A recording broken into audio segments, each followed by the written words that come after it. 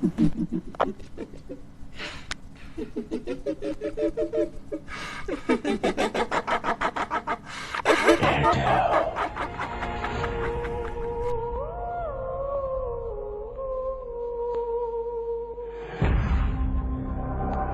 সবসময় রেডিও ফুর্তি, আর শুরু হয়ে গেল ভূত এফএম হন্টেড বাই এয়ারটেল। আমি রাতের আছি সাথে, আমার সাথে রয়েছেন মাসুম এবং আজকের অতিথিরা। শুরুতে জানিয়ে নিয়ম কানুন, সেটা হচ্ছে যে আপনি যদি আনফর্চুনেটলি আজকের এপিসোডটি মিস করে ফেলেন, তাহলে আপনাকে এয়ারটেল এম রেডিওর সাহায্য নিতে হবে এবং সেক্ষেত্রে আপনাকে যেটা করতে হবে, আপনার এয়ারটেল এম রেডিও থেকে ডায়াল করতে হবে 4040, সিলেক্ট করতে হবে চ্যানেল 22। এরপরে দেখবেন যে একের পর এক বিভিন্ন এপিসোডের অপশন আপনাকে দেওয়া হচ্ছে। যে এপিসোডটি আপনি মিস করেছেন বা যে এপিসোডটি আপনি আবারও শুনতে চান, সেই এপিসোডটি আপনি আবারও শুনতে পারেন।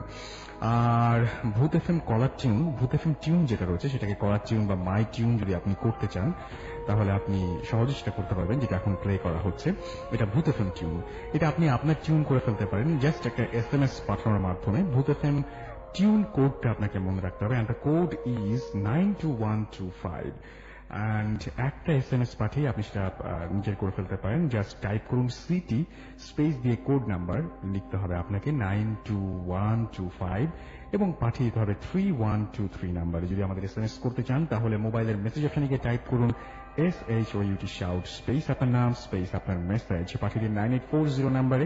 আর যদি আমাদের ইমেইল পাঠাতে চান, যেটা সবচেয়ে বেশি জরুরি, যার মাধ্যমে আপনি আমাদের সাথে এসে জয়েন করতে পারেন এবং আমাদের এইখানে আপনার অভিজ্ঞতা শেয়ার করতে পারেন, সেজন্য আপনাকে ইমেল অ্যাড্রেসটি দিয়ে দিচ্ছি bhootfm@radiofurti.fm, which is BHOOTFM@radioforti.fm।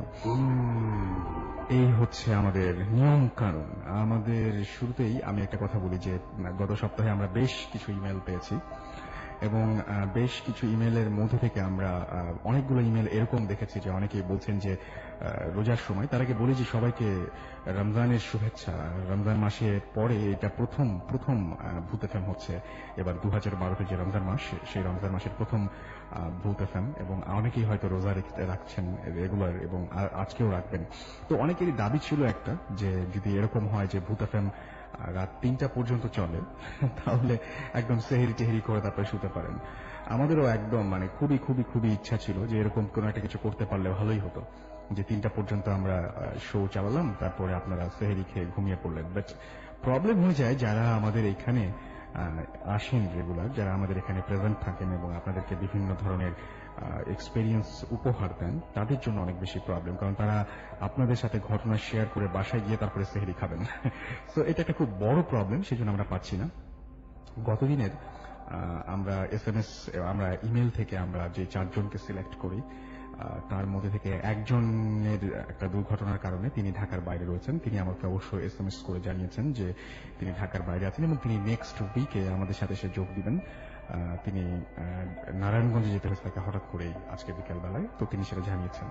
আর একটা একটু অমার্জনীয়, তিনি আসবেন বলেছেন, বাট তিনি এখনো পর্যন্ত এসে পৌঁছাননি আর কি, এবং তার সাথে কোন রকমের যোগাযোগও করা যাচ্ছে না। সো এরকম ধরনের ঘটনা ঘটলে, এটা খুবই অনাকাঙ্ক্ষিত ঘটনা, সাধারণত এরকম ধরনের ঘটনা ঘটে না, বাট ঘটলে তখন খুব খারাপ লাগে, কারণ এটা শুধুমাত্র এরকম না যে আমাদের ব্যাপার, অনেক মানুষ এখানে জড়িত এবং অনেক মানুষ খুব আগ্রহ নিয়ে বসে থাকেন তাদের এক্সপেরিয়েন্স শোনার জন্য। এনিওয়েজ, আমাদের কাছে বেশ কিছু ইমেল রয়েছে, সেই ইমেলের মধ্যে থেকে আমরা কিছু ইমেল পড়বো আজকে, যে ইমেলগুলোতে যারা আসতে পারেন না তারা তাদের ঘটনাগুলো শেয়ার করেছেন এবং চেয়েছেন যে আমি পড়ে শোনাই। আমাকে এরকম একটা ইমেল পড়ছি, লিখেছেন যে রাসেল ভাই, জিজ্ঞাসা করব না কেমন আছেন, বিকজ আমি জানি আপনি ভালোর দলে। আমি শাহিন, হোম টাউন ফরিদপুর, এখন ঢাকায় থাকি এবং একটি বেসরকারি বিশ্ববিদ্যালয়ে তিনি BBA করছেন। আমি যে ঘটনাটি বলবো তা আমার দাদুর কাছ থেকে শোনা। ঘটনাটা 1979। আমার দাদু তখন পুলিশে ছিলেন। দাদুর বাসাটা ছিল ফরিদপুরের দক্ষিণ ঝিলতুলি নামক এলাকাতে। ওই এলাকাটাতে তখন হেঁটে হাতে গোনা 5-6টি বাড়ি ছিল, যা ছিল তা হলো বড় ছোট গাছ দিয়ে ভরা জঙ্গল। তার মধ্যে আমার দাদুর বাড়ি ছিল একটি। দাদুর একজন বন্ধু ওই এলাকায় বাড়ি করেন। ঘটনাটি দাদুর এই বন্ধুর সাথেই ঘটে। দাদুর বন্ধুর একটি মেয়ে ও দুটি ছেলে ছিল, কিন্তু মেয়েটিকে নিয়ে তারা একটু প্রবলেমে ছিল। মেয়েটা অনেক রাতে ঘর থেকে বের হয়ে যেত, অনেক কিছু করেও এর কোনো সমাধান হয়নি। এই কারণে মেয়েকে তার বাবা মা তাদের সাথে নিয়ে একসাথে ঘুমাতেন এবং দরজাটি ভেতর থেকে প্রতিদিনই তালা মেরে রাখতেন। একদিন অনেক রাতে আমার দাদুর বন্ধু ঘুম থেকে উঠে দেখলেন যে তার মেয়ে বিছানায় নেই, দরজাটাও খোলা। তিনি তার ওয়াইফকে ডাকলেন, বাসার সবাই উঠল। ওই রাতে অনেক খোঁজাখুঁজি করেও মেয়েটিকে পাওয়া গেল না। এভাবে 4-5 দিন হয়ে গেল। মেয়েটির বাবা মা কিছুতেই ঘুমাতে পারেন না। প্রতিদিন রাতেই মেয়েটির বাবা বাসার বারান্দায় গিয়ে বসে থাকতেন এবং এটা বারান্দাটা ছিল এরকম যে তার সামনে শুধু জঙ্গল আর জঙ্গলই দেখা যেত। একদিন রাতে এভাবেই বারান্দায় বসেছিলেন এবং তিনি চিন্তা করছিলেন। হঠাৎ লক্ষ্য করলেন যে একটু দূরে গাছপালার মধ্যে একটু ফাঁকা জায়গায় অন্ধকারে কে যেন সামনের দিকে তাকিয়ে আছে। অন্ধকারে এটা এতটা বোঝা যাচ্ছিল না, শুধু একটু ছায়ার মতো দেখা যাচ্ছিল। তিনি ভাবলেন, এত রাতে এখানে কে আসবে? একটি সময় তার মনে হলো এটা তার মেয়েও তো হতে পারে। এটা ভেবে সে বের হয়ে মানুষটির কাছে যেতে লাগলেন। এবার তিনি হালকা হালকা দেখতে পেলেন যে ওই মানুষটির চুলগুলো মেয়েদের মতো এবং হাইটটাও তার মেয়ের মতোই লাগলো। এটা দেখে সে একটু জোরে হাঁটতে লাগলেন, কিন্তু তিনি যতই হাঁটছেন মেয়েটি তার থেকে ততই দূরে চলে যাচ্ছে এবং দূরত্ব কোনোভাবেই কমছে না। এমন সময় তিনি উপলব্ধি করলেন যে সে অনেকটা দূরে তিনি চলে এসেছেন। তবু তিনি যেতে লাগলেন। এবার সে দূরে ছোট একটা কুড়ে ঘরের মতো একটা জায়গা দেখতে পেলেন, যার মধ্যে একটু আলো দেখা যাচ্ছিল। তিনি দেখলেন মেয়েটি হেঁটে হেঁটে ওই ঘরের দরজা দিয়ে খুব আস্তে আস্তে ভেতরে ঢুকল। এটা দেখে দাদুর বন্ধুও তার পিছু পিছু ঘরের দরজা পর্যন্ত গেলেন, কিন্তু ভেতরে যেতে একটু কেমন যেন আশঙ্কা লাগছিল, সংকোচ হচ্ছিল। তবুও তিনি ভেতরে ঢুকে একটু বাম দিকে ঘুরে তাকিয়ে কিছু অনাকাঙ্ক্ষিত দৃশ্য দেখতে পেলেন। দেখলেন তার মেয়ে গলায় ফাঁসি দিয়ে ঝুলন্ত অবস্থায় আছে। এটা দেখে তিনি আর ঠিক থাকতে পারলেন না, সেন্সলেস হয়ে পড়লেন। ওই রাতেই এক সময় তার জ্ঞান ফিরল। চোখ খুলেই তাকিয়ে দেখলেন তার মেয়ে তাকে বাবা বাবা বলে ডাকছে। তিনি উঠে বসতেই মেয়েটি বলল, বাবা তুমি বাসায় যাও। বাবা বলল, কেন রে মা, তুই যাবি না? আবার মেয়েটা বলল, বাবা আমি যেতে পারবো না, তুমি যাও, আমি ছাড়া তো আমার ভাই আছে, মা আছে, তুমি তাদের নিয়ে ভাবো। বাবা জিজ্ঞাসা করল, তুই যাবি না কেন এটা বল। মেয়ে বলল, আমি কিভাবে যাব বাবা, আমি তো মারা গেছি। মেয়েটি পাশে নখ দিয়ে দেখিয়ে দিল, হাত দিয়ে দেখিয়ে দিল যে ওইখানে আমার লাশ। আসলে বাবা দেখলো লাশটা তার থেকে একটু দূরে শুয়ে আছে। এত সময় পর তার মনে পড়ল রাতের সব ঘটনা। তিনি কেঁদে দিয়ে বললেন যে, কেন রে মা, তুই এমন কাজ কেন করলি, কেন? মেয়েটা বলল যে, আমি কিছুই জানি না বাবা, কিভাবে সব হলো। তুমি যাও বাসায় গিয়ে সব ঠিক করে আমার জানাজা আর কবর দেওয়ার ব্যবস্থা করো, না হলে আমাকে এভাবেই থাকতে হবে। তিনি আর কিছু না বলে বাসায় গেলেন এবং মেয়ের কথা মতো সব করলেন। এভাবে তারপর অনেক দিন কেটে গেল। বাবা কিছুতেই এসব মেনে নিতে পারছিলেন না। একদিন রাতে তার খুবই মন খারাপ লাগছিল মেয়ের জন্য, তাই সে তার মেয়ের কবরের কাছে গেলেন। একটু দূরে থেকে দেখলেন যে তার মেয়ে কবরের কাছে বসে আছে এবং কাছে এসে আবারও তিনি কিছু অদ্ভুত দৃশ্য দেখলেন যে বসে থাকা মানুষটি কেউ নয়, তার মেয়ে। কাছে এসে দাঁড়াতেই তার মেয়ে বলল, বাবা তুমি আবার আসছো? আর আমি না তোমাকে বললাম যে আমাকে নিয়ে চিন্তা করবা না? এবার বাবা কোনো উত্তর না দিয়ে বলল, মা তুই যে বললি তোর জানাজা আর কবর দিলে সব ঠিক হয়ে যাবে, তাহলে তুই এখানে কেন? মেয়েটি বলল, বাবা আমাকে এভাবেই থাকতে হবে, আমি যে স্বাভাবিকভাবে মরিনি। এবং তিনি বললেন যে তারপরে আমার কবরের কাছে আসবে না, এ ধরনের নিষেধাজ্ঞা জারি করলেন এবং এরপরে কখনোই সে তার মেয়েকে আর দেখেনি। যদি ভালো লাগে তাহলে ঘটনাটি আপনাদের পড়ে শোনাবেন। এই ঘটনাটি আমাকে পাঠিয়েছেন যিনি তিনি হচ্ছেন, আবারও নামটা বলছি, শাহিন, হোম টাউন ফরিদপুর, এবং তিনি এখন ঢাকায় একটা বেসরকারি বিশ্ববিদ্যালয়ে বিবিএ করছেন। আমি জানি না যে ঘটনার সত্যটা কতটুকু, বাট এরকম ঘটনা যদি সত্যি বাস্তবে ঘটে থাকে, আসলে এই যে ঘটনাগুলো নিয়ে আমরা আলোচনা করি, একটু আগে আমরা প্রোগ্রামের আগে কথা বলছিলাম যে এই ঘটনাগুলো সবগুলো খুব উদ্ভট লাগে এবং শুনলে আসলে ভয়ের চাইতে বেশি মনে হয় যে মাঝে মাঝে যে এরকম হয় নাকি, এই চিন্তা আমাদেরকে বেশি জড়িয়ে ফেলে। আমরা যদিও মানে যখন কোনো হরর মুভি দেখি বা যদি কোনো ভূতের গল্পের বই পড়ি, তখন এই সমস্ত ব্যাপার নিয়ে ভাবতে চাই না, কিন্তু যখন আমরা শুনি যে সত্যি কোনো ঘটনা কারো জীবনে ঘটেছে বা তিনি যখন এই ঘটনাটা বর্ণনা করছেন, তখন আমাদের এরকম নানান ধরনের চিন্তা পেয়ে বসে। যাই হোক, কেমন লাগলো ঘটনা সেটা আমাদের অবশ্যই জানাবেন, এবং SMS করার নিয়মটি আরো একবার বলে দিচ্ছি যারা এই মুহূর্তে জয়েন করেছেন, যে মোবাইলের মেসেজ অপশনে গিয়ে টাইপ করুন SHOUT শাউট স্পেস আপনার নাম স্পেস আপনার মেসেজ, পাঠিয়ে দিন 9840 নাম্বারে। আমরা ছোট্ট একটা বিজ্ঞাপন বিরতি যাব এবং তার পরপরই ফিরে আসবো আপনাদের কাছে। সো কোথাও যাবেন না, স্টে টিউন টু রেডিও ফুর্তি অ্যান্ড ডোন্ট স্টপ দ্য ফুর্তি।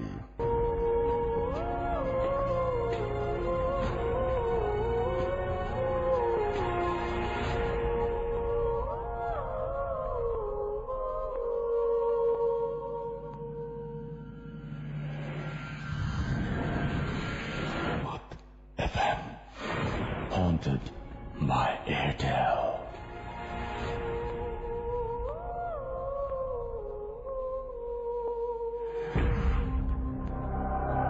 শুনছেন সবসময় রেডিও ফুর্তি, আর চলছে ভূত FM হন্টেড বাই এয়ারটেল। আমি রাস্তাল আছি, সাথে আমার সাথে আছে মাসুম এবং আজকের অতিথিরা। সেই সাথে আমরা আরো কিছু SMS পেয়ে গেছি। এর মধ্যে SMS কিছু পড়তেই হবে। মিশু আমাদের SMS করেছেন যে গত সপ্তাহে তার বার্থডে ছিল, তারপর তার SMS-টি পড়া হয়নি, একটু কষ্টই পেয়েছেন। SMS পড়লেও ভাই দোষ, আমার না পড়লেও দোষ। ববি আমাদেরকে RMC থেকে লিখেছেন যে ভাই লাইট অফ, ভয় পাচ্ছি বাট অসম। আর নিশাদ মালিবাগ থেকে লিখেছেন যে ঈদের রাতে ভূত FM হলে কেমন হয়। আচ্ছা, ঈদের রাতে ভূত FM কিন্তু এর আগের বার হয়েছে, এর আগে যে কয়টা ঈদ এসছে প্রত্যেকটা ঈদে আমরা কিন্তু ভূত FM নিয়ে আপনাদের সামনে হাজির হয়েছি। এবারও নিশ্চয়ই হবে যদি আপনারা আমাদেরকে রেগুলার ইমেল পাঠান। আর ইমেল পাঠাতে বলি, এটা তো আমাদের কোনো স্বার্থ নাই, তো ইমেল কিন্তু পাঠাতেই পারেন। আপনাদেরই ভালো, আমাদেরও ভালো, মানে একদম মানে কথাটা হচ্ছে ভূত FM জমবে যত বেশি আপনাদের কাছ থেকে ঘটনা পাবো, দারুণ দারুণ সব ঘটনা পাবো। আর প্লিজ যারা ইমেল পাঠাবেন একেবারেই এই ব্যাপারটাতে একটু শিওর থাকবেন যে কোনোভাবে যেন এরকম না হয় যে আপনি শেষ মুহূর্তে আসতে পারছেন না, কারণ আপনার এই ঘটনাটি শোনার জন্য হয়তো অসংখ্য মানুষ রাত জেগে বসে আছে।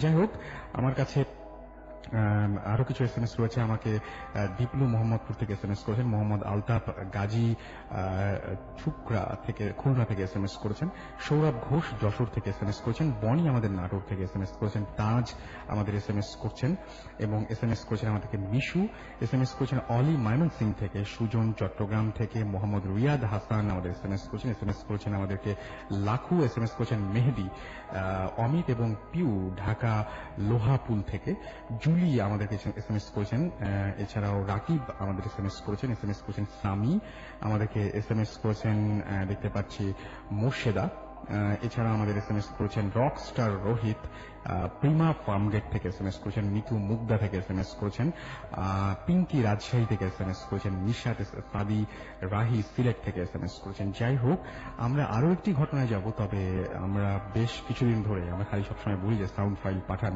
কিন্তু সবসময় সেটা প্লে করা সম্ভব হয় না আমাদের গেস্টদের কারণেই সেটা হয়। আসলে যে গেস্টদের ঘটনাতে আমরা এত বেশি ইনভলভ হয়ে যাই, তখন আর মানে ওইটা হয়ে ওঠে না।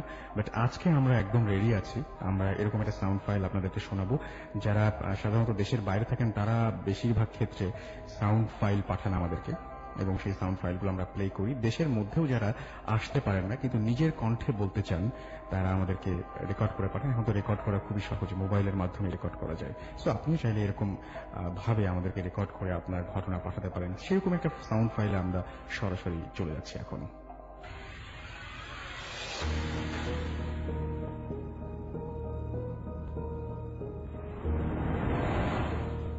হ্যালো লিসেনার্স, আজকে যে এক্সপিরিয়েন্স আপনাদের সাথে আমি আজকে শেয়ার করব, এটা 2 মাস আগের ঘটনা। সেদিন আমি আমার রুমে বসেছিলাম, বসে বসে গান শুনছিলাম। হঠাৎ করে ইলেকট্রিসিটিটা চলে গেল। ইটস হাইলি আনলাইকলি এখানে ইলেকট্রিসিটি যাওয়া। তো নর্মালি যখন ইলেকট্রিসিটি যায় তার মানে অনেকক্ষণ আসবে না। তো জাস্ট জানার জন্য যে কতক্ষণ ইলেকট্রিসিটি ব্যাক করবে না, এই জন্য ফোন উঠালাম কল করার জন্য ইনফরমেশন ডেস্কে। দেখলাম যে আমাদের ফোনের লাইনটা ডিসকানেক্টেড, ফোনে কোনো ডায়াল টোন নেই। নোটিস করলাম 9টা বাজে। বের হয়ে স্টেয়ারকেস নিলাম, নিয়ে নিচে গেলাম। হলওয়ে দিয়ে যাচ্ছিলাম। হলওয়েতে নর্মালি অনেক ধরনের পেইন্টিংস আছে। ইমার্জেন্সি লাইটে দেখলাম যে পেইন্টিংস গুলি মিসিং। লাইক নর্মালি আর্ট স্টুডেন্টরা অনেক রকম পেইন্টিং করে হলওয়েতে, ওই পেইন্টিং গুলি আর নেই। ইনস্টেড ওখানে কিছু সাইন্স ছিল, সার্কেল শেপ, তার মাঝখানে স্টার আঁকা। পুরো হলওয়ে এরকম সাইন্স দিয়ে আঁকা। তাও হেঁটে গেলাম। হঠাৎ করে একটা আজব ধরনের ফিলিং পেলাম আমার পায়ের কাছে, as if কেউ আমার পাটাকে অনেক জোরে ধরে রেখেছে। আমি হাঁটতে আমার অনেক কষ্ট হচ্ছিল, অনেক ব্যথাও পাচ্ছিলাম। মনে করলাম হয়তোবা অনেক ভয় পাচ্ছি, তো এই জন্য হয়তোবা এইরকম ফিলিংস হচ্ছে। তাও হেঁটে গেলাম, কারণ ইনফরমেশনটা জানা খুব জরুরি ছিল। হলওয়ে ক্রস করে ইনফরমেশন ডেস্কের সামনে গেলাম। ওখানে কেউ ছিল না। স্টুডেন্ট লাউঞ্জে অনেক আওয়াজ শুনছিলাম স্টুডেন্টদের। স্টুডেন্ট লাউঞ্জে হেঁটে গেলাম। স্টুডেন্ট লাউঞ্জে যেতেই দেখলাম যে অনেক স্টুডেন্টসরা ওখানে। Everyone was talking to each other. আমাকে টোটালি অ্যাভয়েড করছিল। সিল হেঁটে একজন সামনে গেলাম।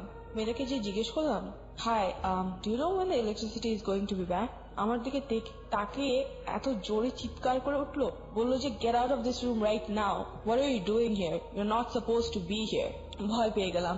আশেপাশে সব আওয়াজও মনে হয় যেন বন্ধ হয়ে গেল। আশেপাশে তাকালাম, কেউ নেই।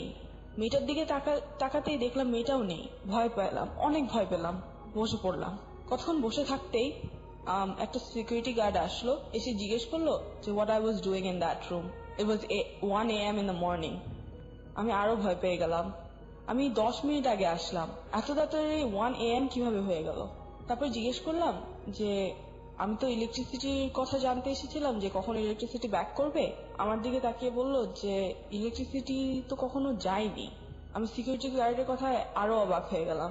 আশেপাশে তাকিয়ে দেখলাম আসলেই তো ইলেকট্রিসিটি ছিল, তাহলে আমি কেন দেখিনি? নিচে নেমে গেলাম।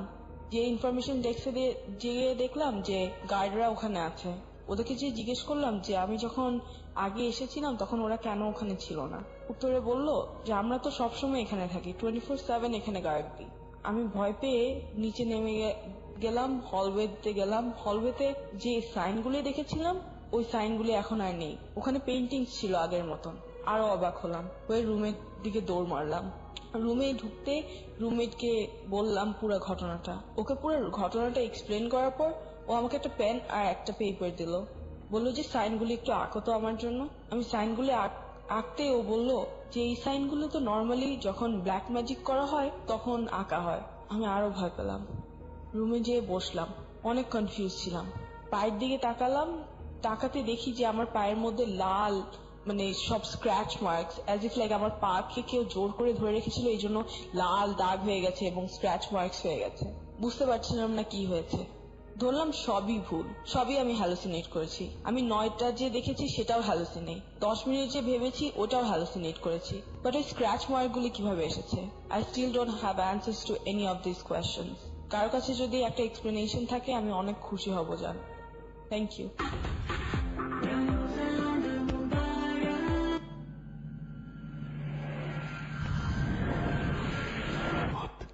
FM, haunted by Airtel.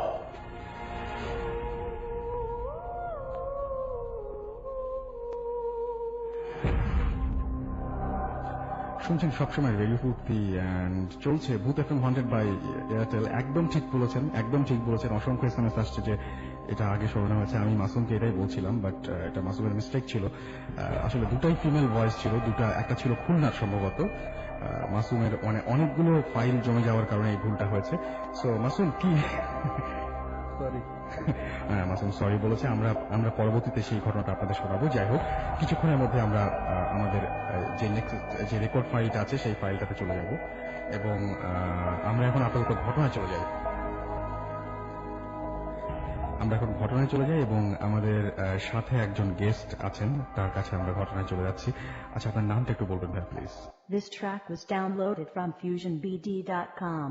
Mustaq Shantipur থেকে আসছি। মোস্তাক, তো মোস্তাক ভাই আপনার ঘটনাটা কোথায় ঘটেছিল? আপনি তো শুনেছেন এই ঘটনাটা, আপনার লাইফে ঘটেনি।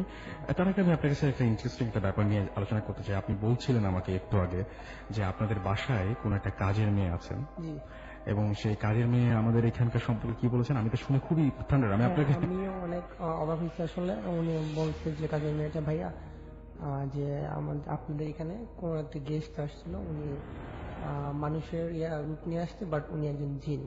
মানে ব্যাপারটা হচ্ছে আসলে মানে খুবই হাস্যকর, কিন্তু সবচেয়ে বড় ব্যাপার হচ্ছে এই কাজের মেয়ের একটা বিশেষত্ব আছে, সেটা হচ্ছে যে উনি যা বলেন তা মিলে যায়, রাইট?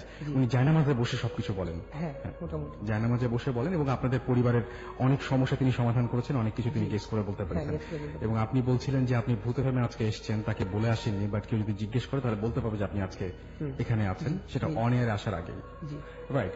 তো উনি বলেছেন যে এখানে কেউ একজন এসেছিলেন যিনি আসলে মানুষ না। মানুষ না।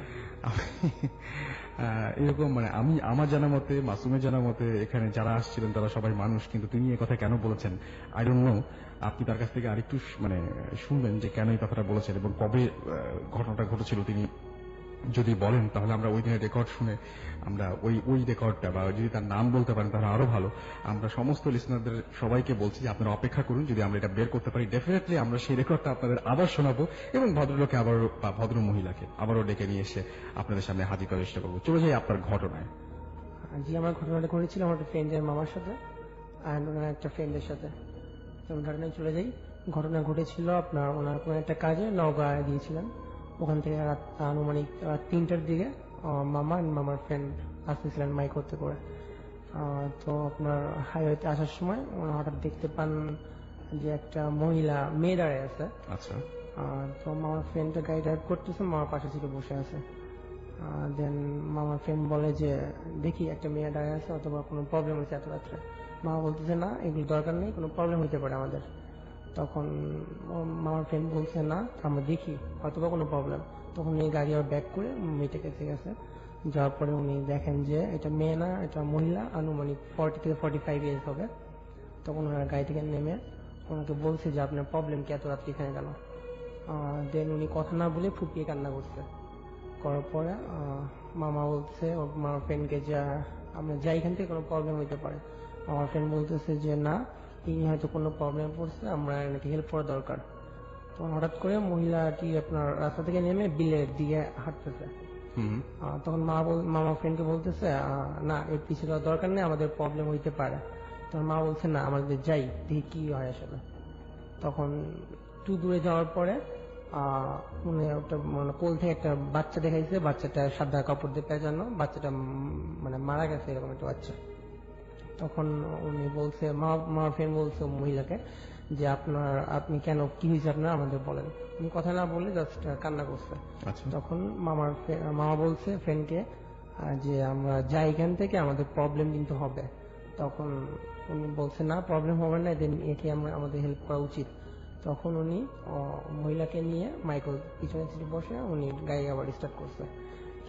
কিছু দূর যাওয়ার পরে আনুমানিক 3:45 হবে, হঠাৎ করে গাড়ি আপনার ইঞ্জিনটা বন্ধ হয়ে গেছে। তখন গাড়ি ঠিক করতে আপনার 4টা বেজে গেছে এরকম হবে। দেন ওনারা আবার স্টার্ট করছে। স্টার্ট করার পরে মামা আপনার রিয়ার ভিউ যে গ্লাসটা আছে গাড়ির, উনি হঠাৎ চোখ পড়ছে ওখানে। চোখ পড়ার পর দেখেন যে মহিলা আপনার মাথা এবং চোখ একদম লাল হয়ে গেছে চোখগুলো। দেন উনি দেখার পরে ভয় পাওয়ার পরে আমার ফ্রেন্ডকে বলছে দেখ কি পিছন দেখে। তখন উনি গ্লাস দেখার পরে উনি অনেক ভয় পেয়েছে। ভয় পাওয়ার পরে উনি কিছু বলে নেই। কি দেখছেন আসলে, গ্লাসে কি দেখছেন? চোখটা অনেক লাল হয়ে গেছে, আচ্ছা, উইয়ার্ড লাগতেছে, অনেক উইয়ার্ড। তখন ভয় পাওয়ার পরে ওনারা কিছু বলেনি যাচ্ছে। তখন একটু পরে জিজ্ঞাসা করছে মহিলাকে যে আপনারা কিছু খাবেন? তখন বলছে, উনি কথা বলেন নাই, কখনো কথা বলেন নাই। যে ওরা ভয় যেন না পায় এই জন্য গ্লাসের উপরে একটা কাপড় দিয়ে ঢেকে দিচ্ছে, চোখটা ভয় না পড়ে। দিয়ে ওনারা গাড়ি চালাচ্ছে। একটু পরে দেখেন যে আপনার ওই রাস্তায় মহিলাটা দাঁড়ায় আছে, গাড়ির পিছনে তাকে বসাইছে, রাস্তায় দাঁড়িয়ে আছে। তখন ওরা অনেক ভয় পেয়ে গেছে। ভয় পাওয়ার পরে ওরা কিছু বলে নাই। দিন একটু পরে দেখেন যে আপনার পিছনে গ্লাসের সবাই দেখেছে পিছনে মহিলাটা নাই। আচ্ছা, মহিলাটা নেই, বাট বাচ্চাটা আপনার দাঁড়িয়ে আছে, মুস্কি আসতেছে তাদের দেখে। হুম। তখন তার অনেক ভয় পেয়ে ও মামার ফ্রেন্ডটা আমার সেন্সলেস হয়ে গেছে। সেন্সলেস হয়ে যাওয়ার পরে মামা অনেক সূরা আছে, উনি বলছে আমাকে তো মানে কিছু হলে চলবে না, আমাকে তো যাইতে হবে। তো উনি যত রকমের সূরা পারছে বলছে, বলার পরে উনি মামাকে সরিয়ে উনি গাড়িটা ড্রাইভ করতেছে। একটু পরে যাওয়ার পরে উনি আবার সেই মহিলাকে রাস্তায় দেখছে। দেখার পরে উনি গাড়ি স্টপ করেনি, যাচ্ছে। পরে আবার গ্লাসে চোখ পড়ছে, উনি দেখে যে আপনার বাচ্চাটার মাথা নেই। এরকম আচ্ছা। দেখার পরে মামা আবার সূরা পড়া শুরু করছে।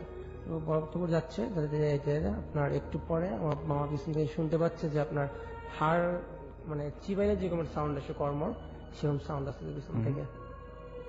তখন মামা আবার পিছন তাকায় দেখে যে বাচ্চাটা আপনার ওনার ইয়ে করতেছে, কোন একটা পায়ে হাড় চিবে চিবে খাচ্ছে এরকম। তখন মামা ভয় পাওয়ার পরে উনি সূরা পড়তেই আছে। একটা পর্যায়ে উনি গাড়ি স্টপ করেনি, গাড়ি উনি চালাচ্ছেন। দেন সকাল হয়ে গেছে। সকাল হওয়ার পরে আপনার আনুমানিক 7টা বাজে। উনি আর পিছন দিয়ে তাকায়নি, রিয়ার ভিউ গ্লাসেও তাকায়নি। তাকানোর পরে উনি হঠাৎ করে দেখে যে মানে জাস্ট ওই সাদা কাপড়টা আছে। গাড়ি থামানোর পরে উনি পিছনে সিট চেক করছেন, দেখেন কিছু হাড় পড়ে আছে রক্তাক্ত। দেন ওখানে কিছু লোকজন ছিল, ওনাদের ডেকে বলছে ঘটনাটাই। কিছু বলার পরে ওনাদের ডেকে নিয়ে এসে দেখাইছে, বাট ওখানে কিচ্ছু ছিল না, সিট একদম পরিষ্কার। মানে যখন লোকগুলোকে রেখে নিয়ে আসছে তখন ওখানে কিছু ছিল কোনো না। কাপড়, কোনো হাড়, কোনো ব্লাড কিচ্ছু নেই। আচ্ছা, দেন উনি আবার অ্যাকসেপ্ট করে চলে আসছেন। এই ছিল ঘটনা। ওকে, মানে ইন্টারেস্টিং। এরকম কাছাকাছি ঘটনা আছে, বাট এটা একটু অন্য ধরনের ছিল।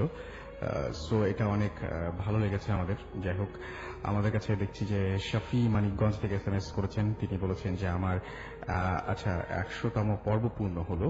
আচ্ছা, ওকে। আমাদেরকে SMS করেছেন মামুন, এবং মামুন SMS করে বলছেন যে তারা 3জন মিলে ভূত এফএম শুনছেন।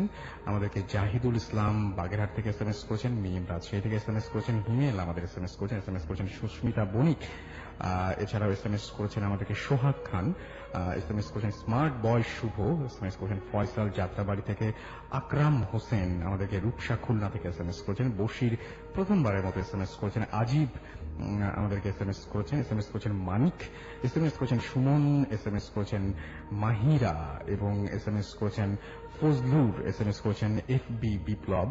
এছাড়াও সঞ্জীব নওগাঁ থেকে আমাদের SMS করেছেন। এনিওয়েজ, আমরা আবারও একটা ঘটনায় চলে যাব, এবং আমাদের কাছে একটা ঘটনা রয়েছে, সেই ঘটনাটা পড়ে শোনাচ্ছি। আমাকে লিখেছেন যে হাই রাসেল ভাই, আমার নাম মোহাম্মদ রাশেদুল ইসলাম, গ্রাম আতলাকুড়ি, পোস্ট কনেশ্বর, থানা ডুমুডা, জেলা শরীয়তপুর। আমার বাসা দূরে, তাই আমি স্টুডিওতে এসে ঘটনাটা শেয়ার করতে পারছি না। আমি চাই ঘটনাটি পড়ে শোনানো হোক। মূল ঘটনায় যাওয়ার আগে ঘটনাস্থলের কিছু বর্ণনা দিয়ে দেওয়া দরকার।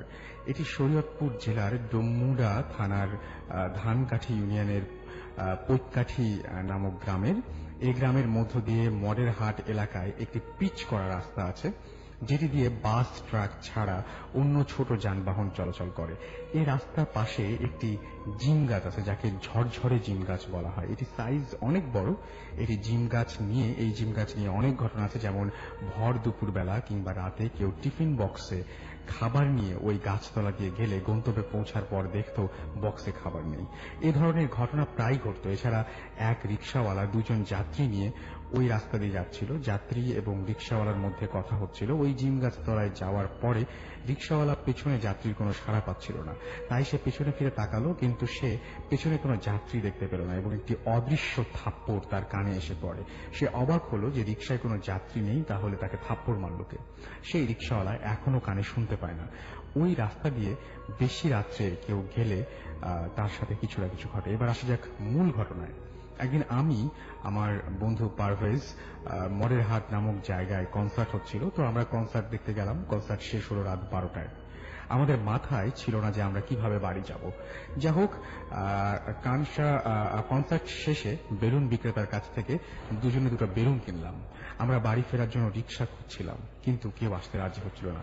অবশেষে আমরা 5 কিলোমিটার পথ হেঁটে আসার সিদ্ধান্ত নিলাম। আমরা যে রাস্তা দিয়ে বাড়ি আসবো, সেই রাস্তার ঝরঝরে জিম গাছ আছে। আমরা একটু ভয় পাচ্ছিলাম, কারণ ইতোপূর্বে সেখানে বিভিন্ন প্যারানর্মাল ঘটনা ঘটেছে। আমরা দুজন আছি বলে সাহস করে বেলুন নিয়ে হাঁটা শুরু করলাম। আমরা জ্যোৎস্নার আলো এবং দুজনের কাছে থাকা দুটি মোবাইলের আলোতে হাঁটতে হাঁটতে জিম গাছের নিকট পৌঁছালাম। কিন্তু তখনই ঘটল সেই ঘটনা। আমরা জিম গাছের নিচে আসতেই আমাদের হাতে থাকা বেলুন দুটো এমনিতেই ফুটে গেল। আমরা ভয় পেয়ে গেলাম এবং সেখানে বেলুন ফুটতে পারে এমন কিছুই দেখতে পেলাম না। বেলুন দুটি একসাথে কেন ফুটলো এই ভেবে ভয় পাচ্ছিলাম। আমরা পরস্পরের হাত ধরে সামনে এগোতে লাগলাম। আমার কাছে মনে হলো যে আমাদের পেছনে কে যেন আসছে। বিষয়টি পারভেজ বুঝতে পারল, তাই আমরা দুজনেই প্রায় একসঙ্গে পেছনে ফিরে তাকালাম। না, কিছু নেই। আমরা আবার সামনে তাকিয়ে দেখলাম একটি লাশের মতো সাদা কাপড় মোড়ানো। আমরা প্রচন্ড ভয় পেলাম। এত রাত্রে এখানে লাশ এলো কি করে? আমরা লাশটাকে ক্রস করে সামনে যাওয়ার সাহস পাচ্ছিলাম না। হঠাৎ আচমকা বাতাসে কাপড়টি উড়ে গিয়ে হাওয়ায় মিলিয়ে গেল, আর সেখানে দেখলাম যে কোনো লাশ নেই। আমরা ভয়ে ভয়ে সামনে এগোতে থাকলাম। একটু সামনে যেতেই দেখলাম রাস্তার ডান পাশে একটি লাশ পশ্চিম পূর্ব দিক করে শোয়ানো এবং একটি হাত কাটা। সেই হাত থেকে অনবরত রক্ত ঝরছে। মনে হচ্ছিল এই মাত্র কোনো গাড়ি তার হাতের ওপর দিয়ে চলে গেছে। লাশের রক্ত রাস্তার ডান পাশ হতে বাম পাশে গড়িয়ে পড়ছিল। আমরা পরস্পরকে জড়িয়ে ধরে যে যা পাচ্ছিলাম উচ্চ স্বরে সূরা পড়ছিলাম এবং আমি বসে আমাদের চারিদিকে বৃত্তের মতো এঁকে দিলাম। সেখানে প্রচন্ড বাতাস বইতে লাগলো এবং আমরা সে অদৃশ্য বৃত্তের মধ্যে চোখ বন্ধ করে বসে থাকলাম। বাতাস কমলো, আমরা চোখ খুললাম এবং আশেপাশে তাকালাম, কিন্তু আমরা লাশ কিংবা রক্ত কিছুই পেলাম না। তখন মোবাইলে সময় দেখলাম রাত 1:55। আমরা আরো 15 মিনিটের মতো ওই বৃত্তের মধ্যে অবস্থান করলাম। তারপর সূরা পড়তে পড়তে বাড়ির দিকে হাঁটা শুরু করলাম। পথে আর কোনো বিপদ ঘটল না। বাড়িতে এসে দরজায় টোকা দিলাম, মা দরজা খুলে দিল। আমরা ঘটনাটি রাতে কারো সাথে শেয়ার করলাম না। ওই রাতেই আমাদের দুজনের অনেক জ্বর হলো এবং জ্বর সারল 2 দিন পরে। এই ছিল ঘটনা। এই ঘটনাটির কোনো ব্যাখ্যা আমি আজও খুঁজে পাইনি। ঘটনাটি পছন্দ হলে পড়ো। আমরা সকল ভূত এফএম লিসনারদের কাছে দোয়া কামনা করছি যেন আমাদের জীবনে এমন ভয়ঙ্কর ঘটনা আর না ঘটে। ধন্যবাদ সবাইকে। এই ছিল আমাদের রাশেদুল ইসলামের ঘটনা, মোহাম্মদ রাশেদুল ইসলামের ঘটনা। যাই হোক, এতক্ষণ পর্যন্ত যারা আমাদের সঙ্গে রয়েছেন তাদের সবাইকে অনেক অনেক অনেক অনেক ধন্যবাদ। আমরা ছোট্ট একটা ব্রেক নিব এবং ব্রেকের পরে ফিরে যাব আমরা আরেকটা নতুন অতিথির কাছে। সো আপনারাও কোথাও যাবেন না, আমাদের সাথেই থাকুন। স্টে টিউন টু রেডিও ফুর্তি এন্ড ডোন্ট স্টপ দ্য ফুর্তি।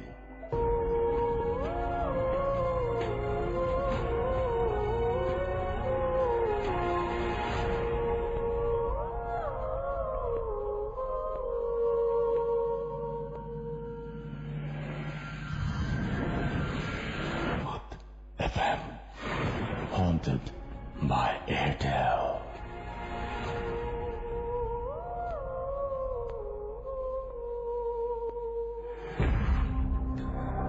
শুনছেন সব সময়ের রেডিও ফুর্তির সাথে আছি রাসেল।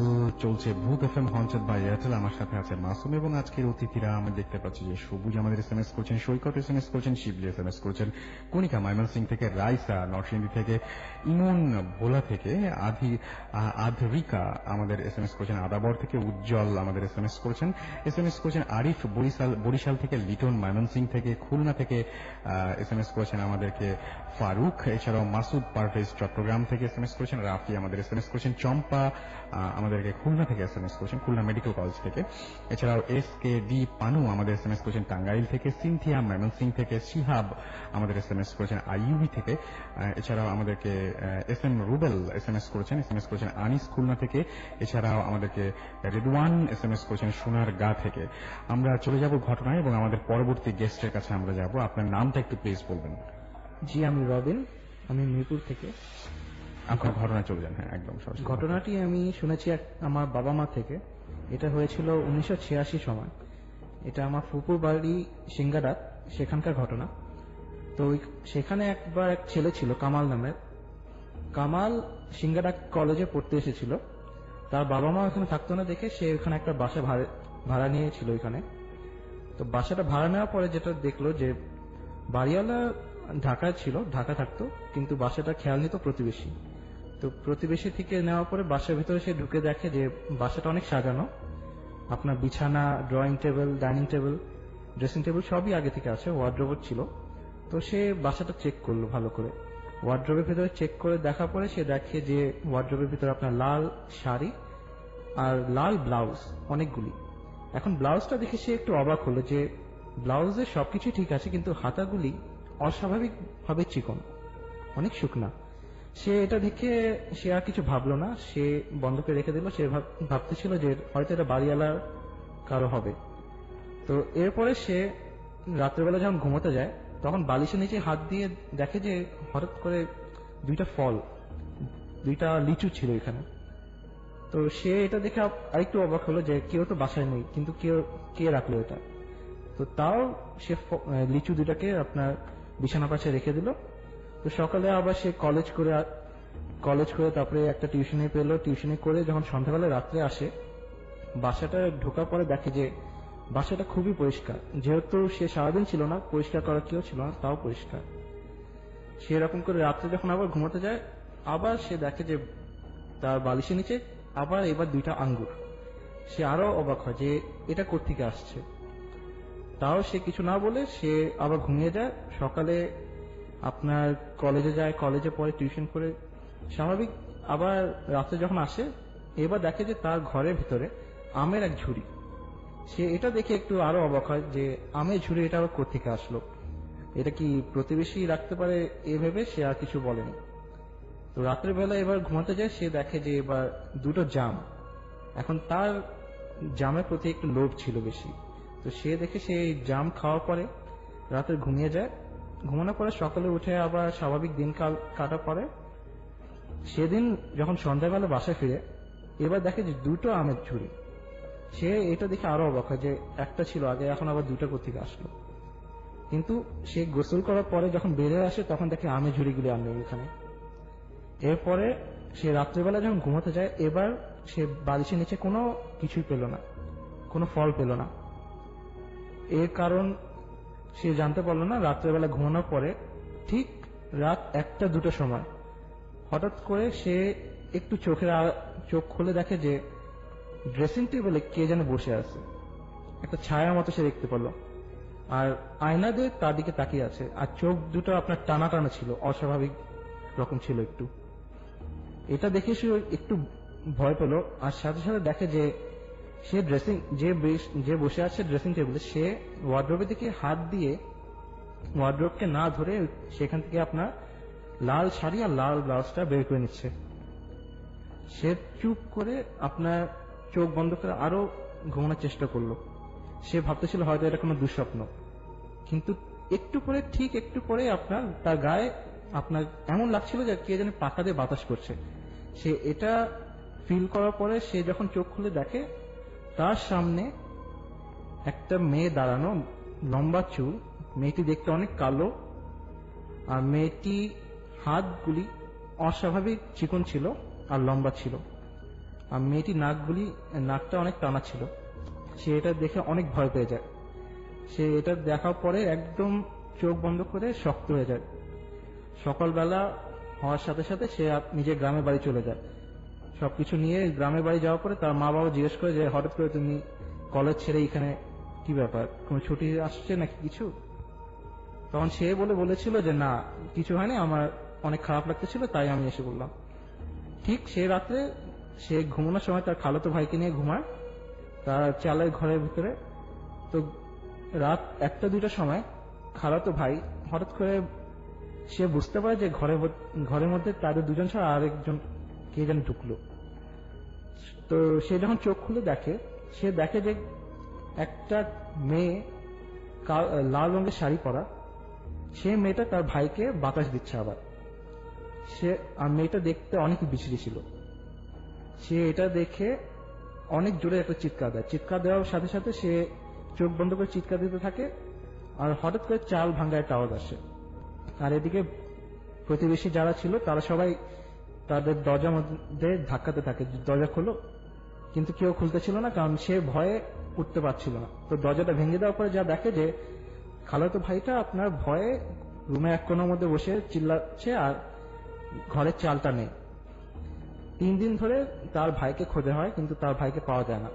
কিন্তু চতুর্থ দিন যেটা হয় যে ঘরের ভিতরে ঢুকে দেখে যে ভাইটা বসে আছে আপনার একদম শক্ত হয়ে, পুরো ঠান্ডা শরীর, তো সেদিন সারাদিন সবাই এসে ডক্টরকে এনে দেখানোর পরে যেটা হয় যে রাত্রেবেলা যে সে যখন একটু স্বাভাবিক হয় সে তখন বলতে থাকে যে 3 দিন ধরে এই মেয়েটা তাকে ধরে এমন এক জায়গা নিয়ে গেছে, তাকে পানির উপর ভাসাচ্ছিল আর চারদিকে কুয়াশা।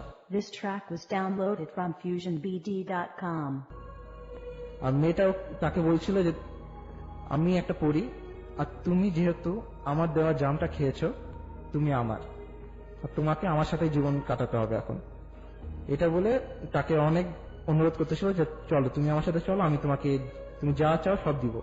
কিন্তু ছেলেটা অনেক মানা করতেছিল, এটা সে কোনোভাবেই নিবে না। পরিটাও কোনোভাবে নিবে না দেখে তাকে এতদিন ধরে ঘোরাচ্ছে, এতদিন ধরে আটকে রাখছে যে সে যেহেতু মেনে গেলে তার সাথে সে বিয়ে করবে। কিন্তু ছেলেটা এই কথা বলে তার পরিটার পা ধরে তাকে বললো যে না, আমার বাবা মা আছে, আমার ভাই বোন আছে, আমাকে ছেড়ে দাও, কারণ তাদের ছাড়া আমি থাকতে পারবো না, আর আমি তোমার সাথে জীবন কাটাবো না। তো পরিটা বলে অনেক নারাজ হয়ে গেছিল, আর নারাজ হওয়ার পরে ওকে ও বাসায় রেখে যায়, আর ওকে একটা বদদোয়া দিয়ে যায় যে তুমি কখনো খুশি হতে পারবে না। ঠিক এই ঘটনার পরে ঠিক পরের দিন থেকে বলে ছেলেটা কখনো তারপরে কোনো লোকদের কারোর সাথে মিশতে পারেনি, কারোর সাথে কথা বলতো না, ঘরের মধ্যে একলা চুপচাপ করে বসে থাকতো, আর কারোর সাথে দেখা করতেও চেত না। তো ঘটনাটা আমি এটাই শুনেছিলাম। সেটা এখনো কি আছে? না, ছেলেটা এখন আর নেই, সে মারা গিয়েছে। আচ্ছা, মারা গিয়েছে কি এই ঘটনার প্রেক্ষিতে নাকি এমনি স্বাভাবিক মৃত্যু হয়েছে? স্বাভাবিক মৃত্যু, সে মারা গিয়েছে আপনার এই ঘটনার প্রায় 10 বছর। আচ্ছা, কিন্তু তার মানে পরে আর কোনো ঝামেলা হয়নি, কিন্তু সে খুব নিঃসঙ্গ হয়ে গেছিল। ওকে, থ্যাংক ইউ আপনার ঘটনার জন্য। আমি দেখতে পাচ্ছি আমাকে রাশিদ মোহাম্মদপুর থেকে এসএমএস করেছেন আমাদেরকে, বিক্রম মোহাম্মদপুর থেকে, অপু ময়মনসিং থেকে এসএমএস করেছেন, আরাফাত আমাদের এসএমএস করেছেন আমাদেরকে দেখতে পাচ্ছি। এছাড়াও খুলনা থেকে ফারুক আবারও আমাদেরকে, ইলা এসএমএস করেছেন বরিশাল থেকে, নকশি ময়মনসিং থেকে এসএমএস করেছেন আমাদেরকে। এছাড়াও আমাদেরকে রাউফান এসএমএস করেছেন। এছাড়াও আমাদেরকে সাহিল এবং মামুন সিলেট থেকে এসএমএস করেছেন, অর্ক আদাবর থেকে এসএমএস করেছেন, রিচি চৌধুরী আচল আমাদের মতিঝিল থেকে এসএমএস করেছেন, সোহাগ আমাদের এসএমএস করেছেন রবি চিটাগং থেকে, মাসুদ পারভেজ আমাদেরকে এসএমএস করেছেন আলভি। এছাড়াও আমাদেরকে এসএমএস করেছেন রায়হান, সুমন, নোরা আলম, টিটু, সবাই এসএমএস করেছেন মাসুদ মংলা থেকে। যাই হোক, আমরা চলে যাচ্ছি আমাদের পরবর্তী গেস্টের কাছে, অ্যান্ড তিনি হচ্ছেন, আপনারা সবাই জানেন, বাবু ভাই এসছেন আমাদের কাছে, এবং বাবু ভাইয়ের কাছে আমরা সরাসরি ঘটনায় চলে যাবো। বাবু ভাই, গতদিন আপনারা বেশ কিছু ঘটনা ছিল এবং ঘটনাটি শেষ করতে পারেননি, আমরা সেই ঘটনাগুলো শুনছি। হ্যালো এভরিওয়ান, ঘটনা শুরু করছি। তো ফার্স্ট ঘটনাটা বলবো বিদেশের, প্লিজ। আচ্ছা, এখানে এই ঘটনাটা আমার এক ফ্রেন্ডের বলা আর কি, তো ও নিজে বিদেশি আর কি। ও একদিন আর কি হসপিটালে গিয়েছিল, ওর একটা রিলেটিভ ওখানে অ্যাডমিটেড ছিল, and for some reason he had to stay in the hospital. রাতে থাকা পড়েছে ওর।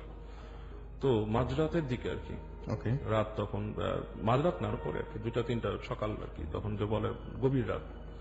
এই সময় ও হঠাৎ করে he has to go to the bathroom, তো হাঁটে। ও কোনো কারণে যেই ফ্লোরে ওয়েটিং এ ছিল সেখানকার বাথরুমটা দেখে বন্ধ, মানে খোলা না। তো যেটা করে, হেঁটে ওই এলিভেটরটাও বন্ধ পেয়ে সিঁড়ি দিয়ে নামে। সিঁড়ি দিয়ে নামতে সম্ভবত এটা 5 তলায় ছিল, তো 4 তলায় দেখে লাইট বন্ধ, সব মানুষ নেই, মানে ডার্ক পুরো। তারপরে ফ্লোরে নেমে দেখে হালকা আলো আছে, তো হেঁটে যেয়ে একটা জায়গায় দেখে ওয়েটিং রুম।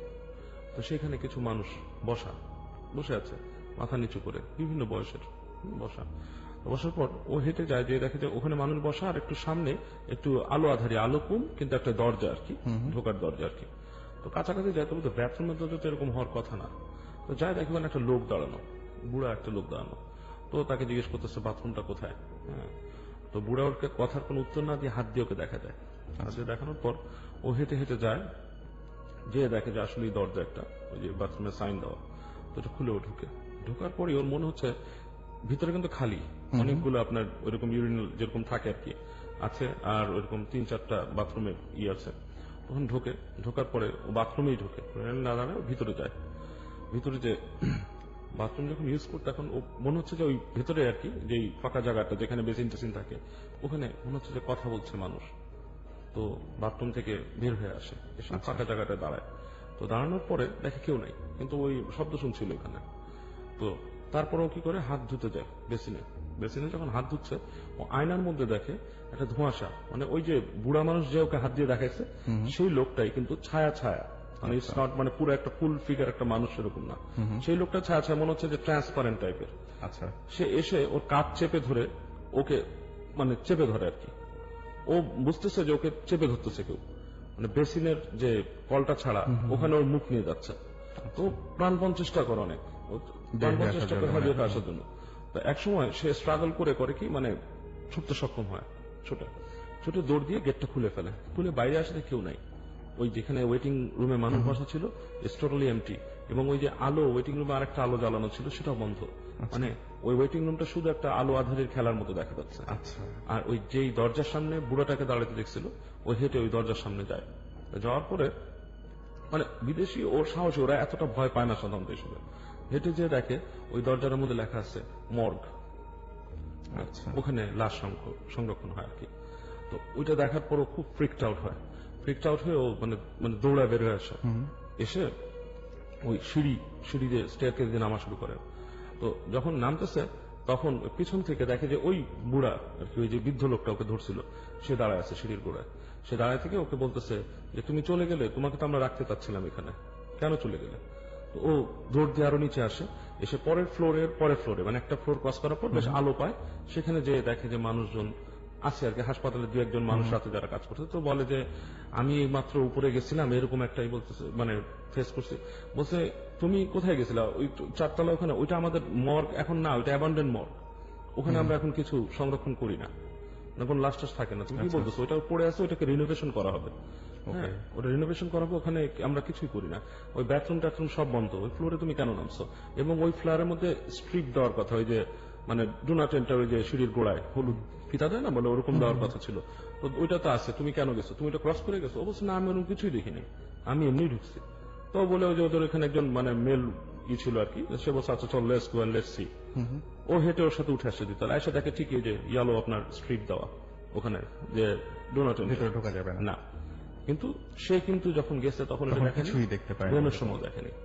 আচ্ছা, এটা একটা ছোট ঘটনা। আচ্ছা, এই ব্যাপারটা, এই যে মানে ওই হাসপাতালে যে ওইটা কি জানা আছে আপনার, যে মর্গটা কেন বন্ধ হয়ে গিয়েছিল, এর পেছনে কোনো কারণ আছে নাকি? এরকম কারণ আসলে ও স্পেসিফিকলি যেটা খবর পায়নি, বাট ও যেটা জানছে যে ওই হাসপাতালের যে ওই ফ্লোর গুলাকে ওরা রিনোভেশন করছে অনেক আগের, মানে দ্বিতীয় বিশ্বযুদ্ধের আগের সময়কার ওগুলো। আচ্ছা, তো ওরা ওই রিনোভেশন করতে চাচ্ছে, করার জন্য ওরা বন্ধ করছে। তো মানে ও খুব ফ্রিকড আউট ছিল ব্যাপারটা নিয়ে, মানে ভেরি আপসেট। এর পরে ঘটনা কি দেশে? এরপরে ঘটনা দেশেরটা শুনে ফেলি। আচ্ছা, শুরু করবো? হ্যাঁ, sure, আচ্ছা, please. এটা কিন্তু একটু সময় নিতে পারে আর কি। তাহলে আমার এই ছোট ঘটনা শুনে তারপর আচ্ছা। বড় ঘটনাটা একটু পরে শুনছি। আচ্ছা, ছোট্ট ঘটনা বলি। এটা হচ্ছে আমার এক ফ্রেন্ডের ঘটনা, স্কুল লাইফের। জি, সম্ভবত মানে এসএসসি পরীক্ষা যখন দেখা, এসএসসি পরেই তো ওর রেজাল্টটা খারাপ হয়েছিল। তো খারাপ হওয়ার পর বাসায় মানে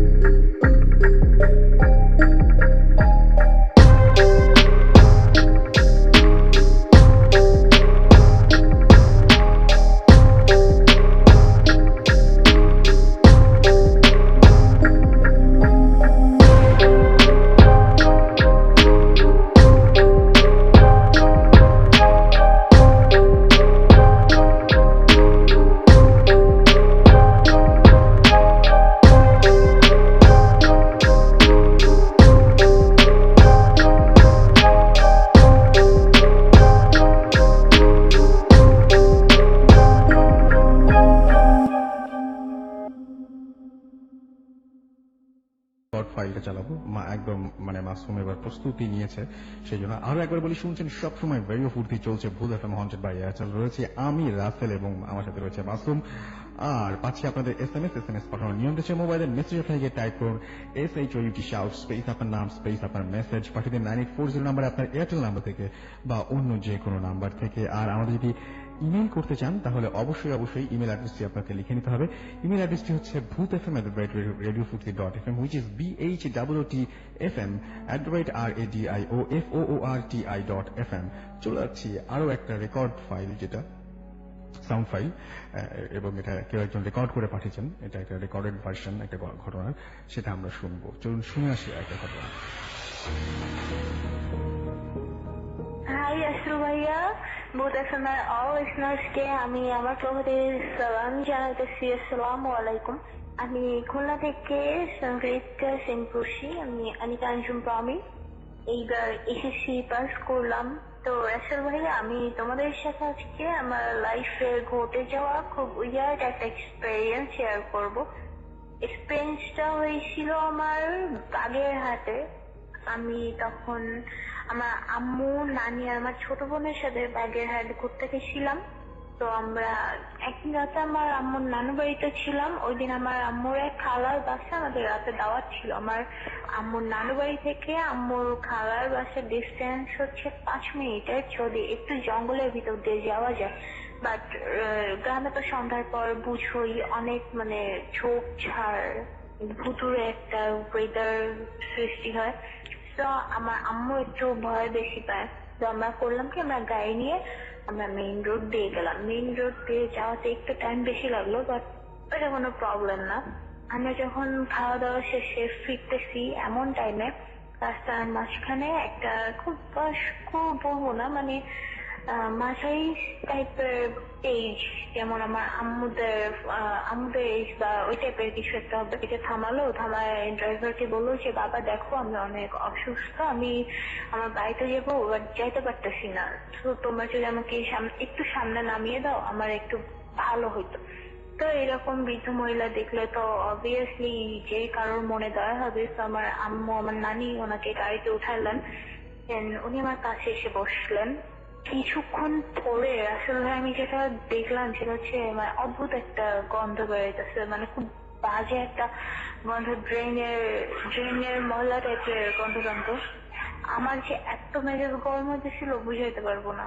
তারপরে হঠাৎ করে আমার ডান হাতের উপরে মহিলাটা তার হাত রাখার পরে আমি যেটা ফিল করলাম সেটা হচ্ছে যে মহিলাটা হাতটা হিউজ পরিমাণে ঠান্ডা, এন্ড হাতটা পুরো কাটা ভর্তি করা। আমি 2 সেকেন্ডের জন্য জাস্ট পুরো চুপ হয়ে গেলাম। আমি চুপ করতে পারতেছি না, কিছু বলতে পারতেছি না। আমি যে চিল্লাবো আমার মুখ দিয়ে সাউন্ড বের হইতেছে না। তো এইভাবে আমার 2-3 সেকেন্ড পার হয়ে গেছে। তারপরে আমি জোরে একটা চিল্লানি দিলাম আম্মু বলে। তখন আম্মু, নানি সবাই পেছনে যখনই তাকালো দেখলো যে মহিলাটা পুরো ভ্যানিশড, এন্ড আমিও মহিলাটাকে খুঁজে পাই নাই। আমরা তখন বাসায় আসার পরে আমি আম্মুকে পুরো কাহিনীটা খুলে বললাম। বা আম্মু আর নানি তো দেখছে যে ওনারা তো নিজে গাড়িতে মহিলাটাকে উঠাইছেন, এন্ড পরে যখন দেখলেন যে ভ্যানিশ, তখন তারা আমার কথা বিলিভ করলেন, নাহলে মেবি বিলিভ করতেন না। এই ঘটনাটা ছিল আমার লাইফের সব থেকে উইয়ার্ড ঘটনা। হয়তো বা শুনে অতটা ভয় লাগতেছে না, বাট আমার সাথে হয়েছে, তো আমি এই জিনিসটা তখন ফিল করছি, যেটা আসলে কত বড় একটা কিছু হয়ে গেল। 2-3 মিনিটের মধ্যে তোমার হাতের উপর কেউ হাত রাখলো, তার হাতটা ঠান্ডা এবং কাটা, তারপর তুমি কিছুক্ষণ পর দেখলা যে মানুষটা পুরো vanished.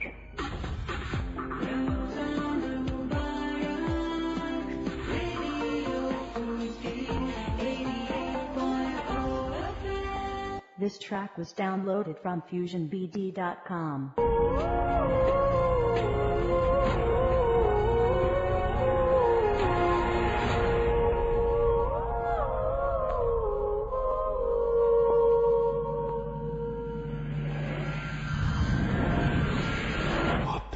FM, haunted by Airtel.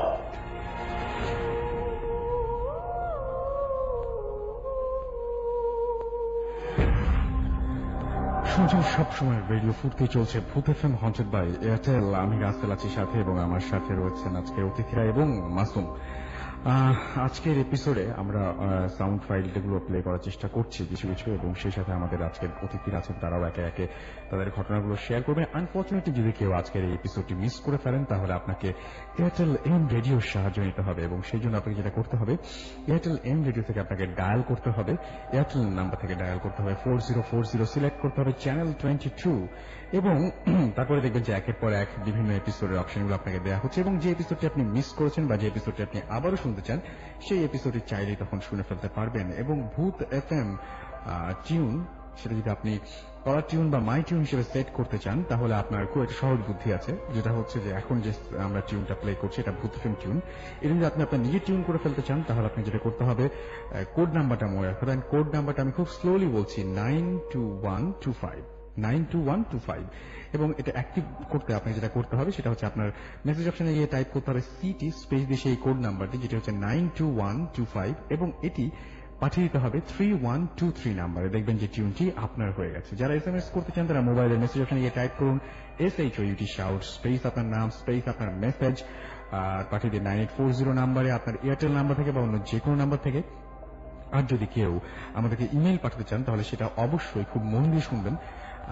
Email অ্যাড্রেসটি হচ্ছে bhotfm, which is BHOOTFM@radioforti.fm। এইখানে আপনারা নাম, ঠিকানা এবং ফোন নাম্বার সহ অবশ্যই আপনাদের ঘটনাটি উল্লেখ করে পাঠিয়ে দিন। আর সেই সাথে কে স্টুডিওতে আসতে চান বা কে চান যে আমরা ঘটনাটি পড়ে শোনাই, সেটাও যদি আপনি আমাদেরকে লিখে পাঠান তাহলে খুব ভালো হয়। যাই হোক, আমাদের এখানে আমাদের ভূত এফএমে অনেকবারই এসছেন একজন, আপনারা সবাই নাম জানেন তার, সেটি হচ্ছে কায়সার রহমানি। তিনি শাহবাগ ঢাকায় থাকেন এবং তিনি বহুবার আমাদের এখানে এসছেন। আজকে তিনি উপস্থিত হতে পারেননি, কিন্তু বেশ কয়েকদিন ধরে তিনি চেষ্টা করছেন, বাট তার পেশাগত কারণে তিনি উপস্থিত হতে পারছেন না। তো তার একটা ঘটনা রয়েছে, সেই ঘটনাটি আমি পড়ে শোনাতে চাই। থাকে না, বিভিন্ন এলাকায় বিভিন্ন ঘটনা প্রচলিত থাকে, এবং সেই ঘটনাগুলো অনেক দিন ধরে চলতে চলতে ওখানে মানে সবার মুখে মুখে ঘোরাফেরা করে। সেরকমই একটা ঘটনা তিনি আমাদেরকে পাঠিয়েছেন। সেরকমই একটা ঘটনা আমরা এখন পড়ে শোনাচ্ছি। ঘটনাটি ব্রাহ্মণবাড়িয়া জেলার সরাইল। সেখানে আজও খোঁজ করলে গোরের বংশ নামে একটি বংশের সন্ধান মিলবে। ঘটনাটির সূত্রপাত আজ থেকে 50-60 বছর আগে। গ্রামে একটি সালিশ বসে। সালিশে এক মহিলাকে বেত্রাঘাত করা হয়। সেদিনই রাতে মহিলাটি জ্বর নিয়ে মারা যায়। পরের দিন সকালে তাকে সরাইল স্থানীয় গোরস্থানে দাফন করা হয়। বলে রাখা ভালো, সালিশের কারণ ছিল সেই গ্রামেরই কারো সাথে মহিলাটির বিয়ে হয়েছিল। পরবর্তীতে সে গর্ভধারণ করে, কিন্তু স্বামী তার দায়িত্ব দিতে অস্বীকার করে। মহিলাটি তার পেটের সন্তান নিয়ে মারা যায়। দাফনের পরবর্তী 2 দিন পর কবরস্থানের পাহারাদার রাতে তার কবর থেকে আশ্চর্য রকমের শব্দ শুনতে পায়, অনেকটা হাড়ের সাথে হাড় ঘর্ষণ লাগলে যেমন শব্দ হয়। পাহারাদার পরের দিন ঘটনাটি স্থানীয় মাতব্বরদের জানান। রাতে তারাও কবরের পাশে গিয়ে হাড়ের ঘর্ষণের শব্দ শুনতে পান। স্থানীয় নাম করা হুজুর পরবর্তীতে একটা সিদ্ধান্ত নেন, একদিন পর কবরটি কালো কাপড় দিয়ে ঢাকা হয় আর কবর খোঁড়া হয় হুজুরের নির্দেশে। সবাইকে অবাক করে দিয়ে হুজুর কিছুক্ষণ পর কবর থেকে বের করে আনেন এক নবজাতক, মা যথারীতি মৃত। মা শিশুটিকে গর্ভে নিয়ে মারা গিয়েছিল। পরবর্তীতে শিশুটির দায়িত্ব স্থানীয় সুধী সমাজ নিয়েছিল। শিশুটি গোরের বংশ নামে বেড়ে উঠেছিল। কবর থেকে শিশুর জন্ম বিষয়টির জন্য লোকজন বিষয়টি ভৌতিক ব্যাপার হিসেবে ব্যাখ্যা করতে লাগলো। বাচ্চাটির ভেতরে অদ্ভুত সব ব্যাপার লক্ষ্য করা গেল। নবজাতকটি কখনো কাঁদত না। স্থানীয় কৃষকের বাড়িতে সে বেড়ে উঠছিল। সে যখন নাকি পূর্ণবয়স্ক, হঠাৎ হঠাৎ গভীর রাতে তার মায়ের কবরের সামনে বসে থাকত। কারোর সাথে কথা বলতো না। গোরের বংশের প্রথম সন্তান ছিল সে। তার বিয়েও হয়, সন্তান হয়, কিন্তু এক রাতে গ্রামবাসী শুনতে পায় অদ্ভুত শব্দ, হাড়ের ঘর্ষণের শব্দ। সকালবেলা গ্রামবাসী ছুটে যায় গোরের বংশের প্রথম উত্তরাধিকারের বাড়িতে। গোরের বউ ঘরে মূর্ছা গেছে, সন্তান কাঁদছে। সে সুস্থ হলে জানা যায় গতকাল রাতে গোরের বংশ রাতে হঠাৎ অদ্ভুত শব্দে অদ্ভুত প্রাণীর রূপ ধারণ করে। নিচের অংশ নাকি ঘোড়ার পায়ের মতো, আর ওপরের অংশ বর্ণনাতীত। এমন আকার ধারণ করে কবরস্থানের মায়ের কবরের দিকে ছুটে চলে যায় গোর। যখন যায় সারা ঘর দিয়ে নাকি কর্পূরের গন্ধ। তারপর আর ফিরে আসেনি। তবে সে নাকি তার স্ত্রীকে প্রায়ই বলতো সময় শেষ হয়ে গেছে, মা চলে যেতে বলেছে। তার বউ জানে না সে কবরেই গেছে কিনা, আসলে সে ফিরে আসেনি। বউ আর সন্তান টিকিয়ে রেখেছিল, অদ্ভুত বংশ টিকে আছে এখনো। এই কাহিনী সেখানকার মানুষের মুখে মুখে। খুব অদ্ভুত ব্যাপার, বিশ্বাস করতে খুবই কষ্ট হয়, কিন্তু এই কাহিনীটি সবার মুখে মুখে। কিভাবে হয় এরকম ঘটনার জন্ম আমি ঠিক জানি না। আপনাদের কাছে নিশ্চয়ই অসংখ্য ঘটনা রয়েছে, সেই ঘটনাগুলো আমাদের পাঠাবেন, আমাদের ইমেল করবেন। ইমেল অ্যাড্রেসটি আমি আরো একবার বলছি, bhutfm@radiofurti.fm। আমরা চলে যাব ঘটনায়। বাবু ভাই ওয়েট করছেন তার সেই বড় ঘটনাটি বলার জন্য। আমরা বাবু ভাইয়ের কাছে যাব তার সেই বড় ঘটনাটি শোনার জন্য। বাবু ভাই প্লিজ আপনার সেই পরবর্তী ঘটনাটি করুন। হ্যালো লিসনার্স, এই ঘটনাটি আমার ফ্রেন্ডের কাছে শোনা আর কি, তার মামার ঘটনা। আচ্ছা ওনার মামার নাম বলে রাখি রাহাত মামা। আচ্ছা। তো আমার ফ্রেন্ডের মামার ওনার শখ ছিল মাছ ধরা, উনি মাছ ধরতে ভালোবাসতেন। তো মাছ ধরতেন ঠিক বেশিরভাগই রাতের বেলা, মানে সন্ধ্যার পরে। যেমন আগে আপনার একটা ফ্রেন্ডস ছিল আমাদের ঢাকা শহরেও, ধানমন্ডি লেকে কিন্তু অনেক এরকম ছিল আর কি, মাছ ধরার একটা ব্যাপার ছিল, চৌকি ছিল ছোট ছোট। তো এটা গ্রামে। তো উনি একদিন এরকম সন্ধ্যার পরে ওনার বড়শি নিয়ে বের হয়েছেন মাছ ধরবেন, আর সাথে ওনার সেই মাছ ধরার যে মাছ রাখার জন্য যে পাত্র আর কি সেটা নিয়ে। তো বাসার থেকে হেঁটে উনি আসছেন, মাছটা ধরতে হচ্ছে নদীতে। নদীর এমন একটা প্রান্ত ছিল যেটা আপনার ঢাল ঠিক না, সরাসরি নেমে গেছে আর কি, সরাসরি নদীতে নেমে গেছে। ওখানে যেত রাতের বেলা মাছ ধরতে। তো উনি হেঁটে হেঁটে যাচ্ছেন, তো ঠিক যখন বাজার ক্রস করেন উনি দেখেন আরেকজন মানে লোক, তার হাতেও একটা বড়শি। আচ্ছা। এবং উনিও আসছেন। তো ওনার সাথে সাথে হাঁটছেন। তো উনি জিজ্ঞেস করলো এক পর্যায়ে যে আপনি মাছ ধরেন? বলে জি। তো বলতেছে যে আপনাকে তো আমি দেখিনি এর আগে কখনো, আমি তো প্রায় মাছ ধরি। তো বলছে হ্যাঁ আমিও মাছ ধরি, আমার মাছ ধরার শখ। হয়তো দেখেননি, বা আমি হয়তো আপনাকে আমি দেখেছি বা আপনি দেখেননি, এরকম আর কি। তো দুইজনে হেঁটে হেঁটে যায়। ওই লোকটা কথা বিশেষ বলছিল না, যে মাছ আরেকজন যে যাচ্ছে খুব বেশি কথা বলছিল না, ওনার সাথে কমিউনিকেশন খুব কম। তো উনি রাহাত মামায় জিজ্ঞেস করছিল মাঝে মাঝে কোথায় থাকেন, আপনাকে তো আমি চিনি না, এই এলাকায় যদি থাকেন, হ্যাঁ এখানে আপনার বাড়ি কোথায়? সে বলছে এখানেই বাড়ি, আমি কম আসি, খুব কম আসি, মাছ ধরি আমি, কম আসি। তবে এখানে ওই লোকটা মাছ ধরা না বলে বারবার বলছিল মাছ শিকার করি। আচ্ছা। সে বলছিল মাছ শিকার করি আমি। এনিওয়ে, তারপর হেঁটে হেঁটে দুইজনে ওখানে পৌঁছায়, ওই আপনার সেই নদীর পাড়ে যেখানে মাছটা ধরবে। তো যখন ওরা আসছিলেন তখন কিন্তু খুব নীরব হয়ে গেছিল চারিপাশ। অন্য সময় যেমন ঝিঝির ডাক শোনা যায়, বা অনেক সময় দেখা যাচ্ছে গ্রামে যেটা মানে কমন, অনেক সময় দেখা যাচ্ছে কুকুর কাটছে কোথাও, ওই দিন কোনো শব্দই ছিল না। আচ্ছা।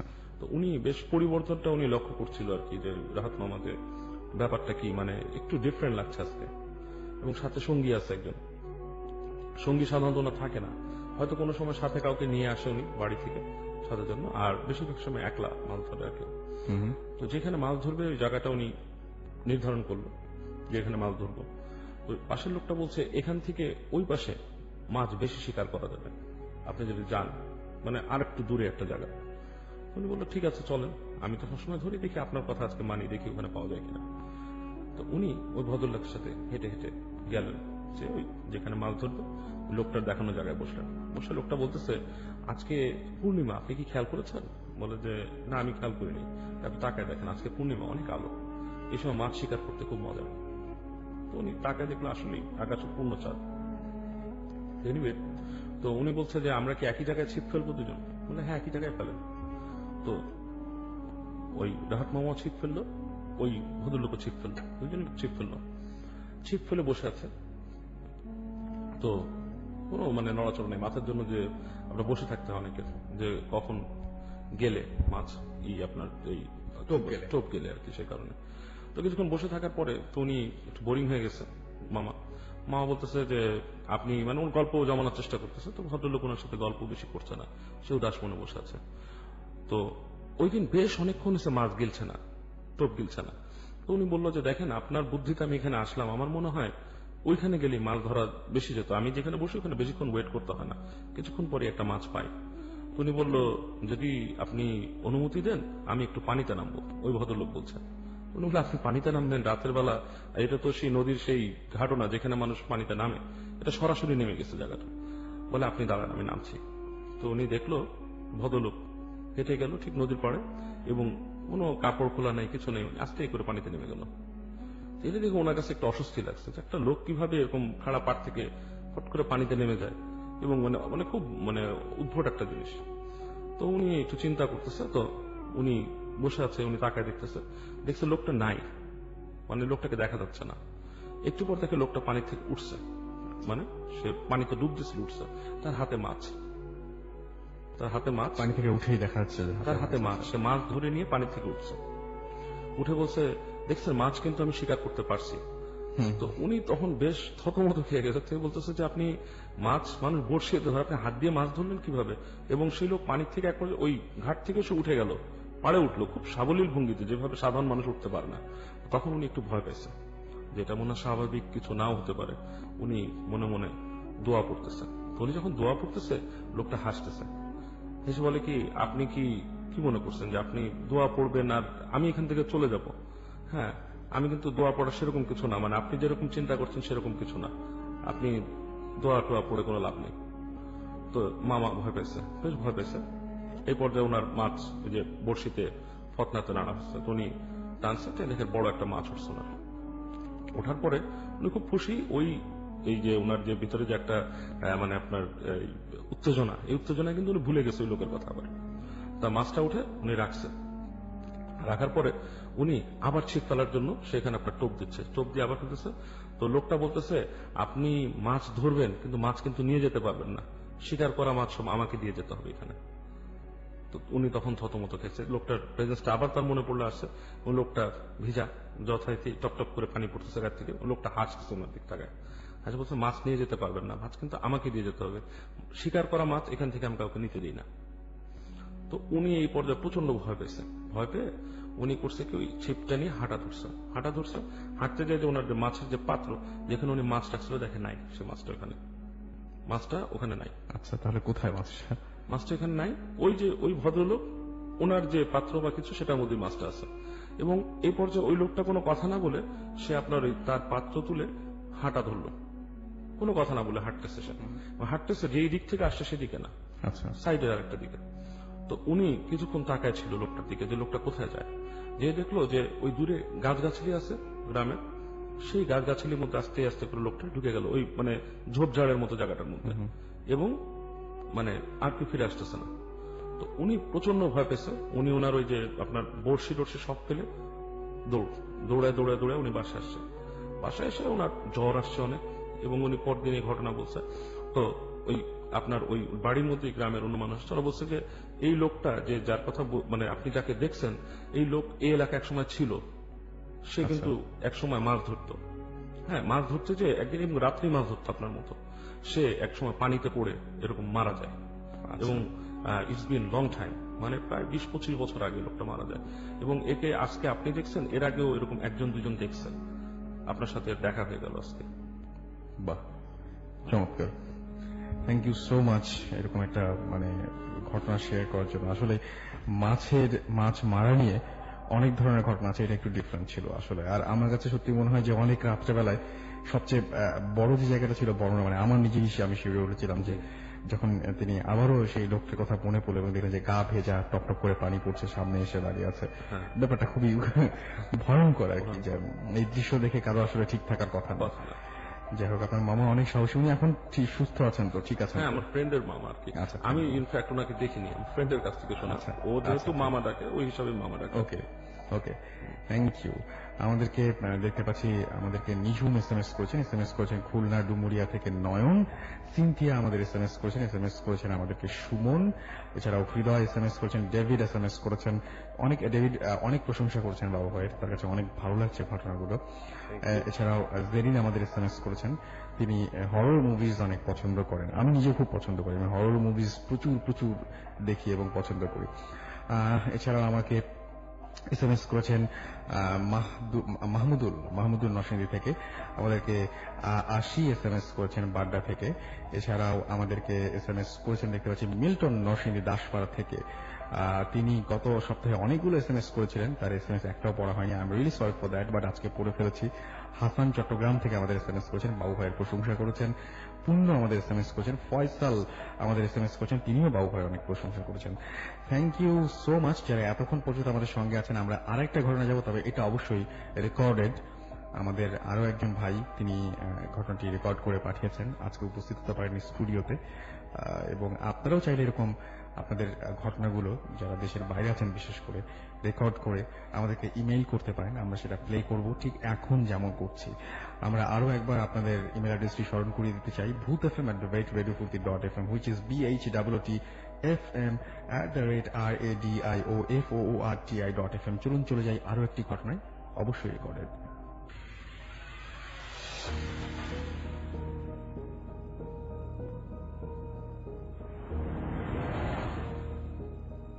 হ্যালো রাসেল ভাইয়া, আমি সিয়াম যশোর থেকে। আমি যেই ঘটনাটা শেয়ার করতে যাচ্ছি এটা আমাদের গ্রামেরই একটা ঘটে যাওয়া ঘটনা। ঘটনাটা ঘটেছে আজ থেকে ঠিক 3 বছর আগে। আমাদের গ্রাম যশোরের ঝিনাইদহের বাবরা গ্রাম। এই গ্রামে একটা ভ্যান চালক ছিল, আমরা তাকে করিম কাকা বলে ডাকতাম। উনি অনেক সাহসী একজন ভ্যান চালক ছিল। উনি রাতের দিকে প্রায় হসপিটালের থেকে মরা লাশ টেনে নিয়ে যেত, এতে উনি অনেক বাড়তি পয়সা পেত। তো একদিন উনি হসপিটালের থেকে একটা রোগী লাশ আত্মীয়ের বাড়ি পৌঁছে দিল। তো উনি পৌঁছে দিয়ে যখন সেই রাত 11টা-12টার দিকে বাসায় ব্যাক করছে, তো আমাদের ওই বাবরা গ্রামে একটা রেল ক্রসিং আছে। রেল ক্রসিংটা উনি যখন ক্রস করলো, ক্রস করে পার হচ্ছে এমন সময় হঠাৎ করে ওনার ভ্যানের ওজনটা অনেক দ্বিগুণ মাত্রায় বেড়ে গেল। উনি যখন পিছনে ঘুরে তাকালো কিছুই দেখতে পাইল না, ভ্যান একদম খালি ছিল, মাত্র লাশ পৌঁছে দিয়ে উনি বাসায় ব্যাক করছে। তো ভ্যান একদমই খালি, তো বারবার তাকাচ্ছে, কিছুই দেখতে পাচ্ছে না। একটা সময় উনি একটু ঘন ঝোপঝাড় এইসবের মধ্যে দিয়ে যাচ্ছে ভ্যানটা। হঠাৎ করে যখন উনি পিছনে তাকাইলো তখন উনি দেখতে পেল যে তার ভ্যানের পিছনে একজন বসে আছে, বাট জাস্ট এটা একটা ছায়া, একটা ধোঁয়াশে কালো একটা ফিগার, ছায়ার মতো ফিগার, ট্রান্সপারেন্ট, এবং জাস্ট বসে আছে। সেটা দেখে অনেক ভয় পেয়ে গেল, যদিও সাহসী থাকার কারণে কোন রকমের দোয়া দরুদ পরে উনি চালাতে থাকলো। ভ্যানের ওজন অনেক ভারী হয়ে গেছিল, ভ্যান চলছিলই না। অনেক কষ্টে ওনাকে ঘাম ঝরায় প্যাডেলিং করে দেন কোন রকমে বাসা পর্যন্ত গেল। বাসায় যাওয়ার পর উনি ঘরে সবার সাথে চিল্লাচিল্লি শুরু করে দিল যে কে কোথায় আছো, এরকম সব ঘটনা খুলে বললো। দেন পরের দিন হুজুরের কাছে গিয়ে ঝাড়ফুঁক করে আনলো। ঘটনাটা এখানেই শেষ হয়ে যেতে পারতো, বাট এতে আরো ভয়াবহ ঘটলো ঠিক এর 3 দিন পরে। এর 3 দিন পরে ওই ভ্যান চালকটা রাতে তার রান্নার ঘরে বসে ভাত খাচ্ছিল। হঠাৎ করে বেড়ার ফাঁক দিয়ে তার ঠিক সামনেই সে যেখানে বসে ভাত খাচ্ছিল সামনে দিয়েই বেড়ার ফাঁক দিয়ে একটা হাত কে জানি বাড়ায় দিল, সে কিছু চাচ্ছে, ভাত বা এরকম কিছু চাচ্ছে, হাত বাড়ায় দিল। This track was downloaded from FusionBD.com. তো এটা দেখে তো সে খুব ভয় পেয়ে গেল, এরকম হঠাৎ করে একটা হাত কিভাবে ঢুকে এলো।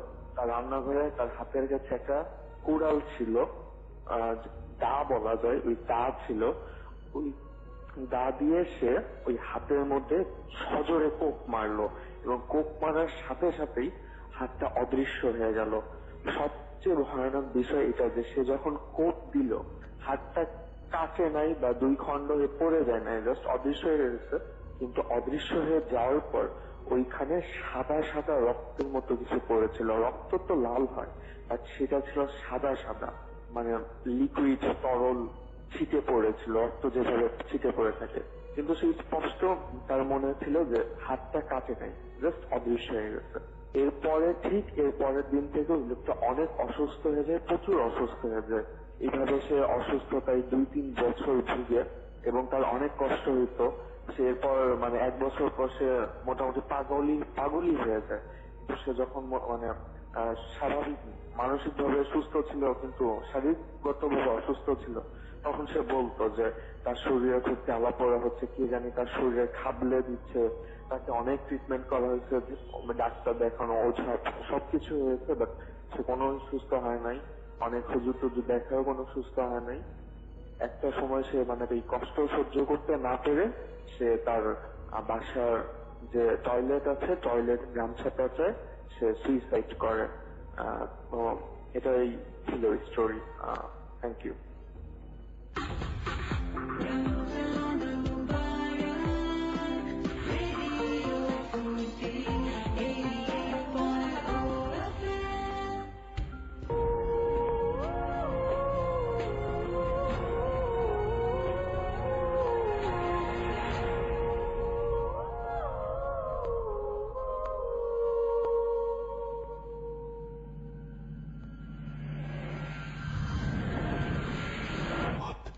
FM, haunted by Airtel.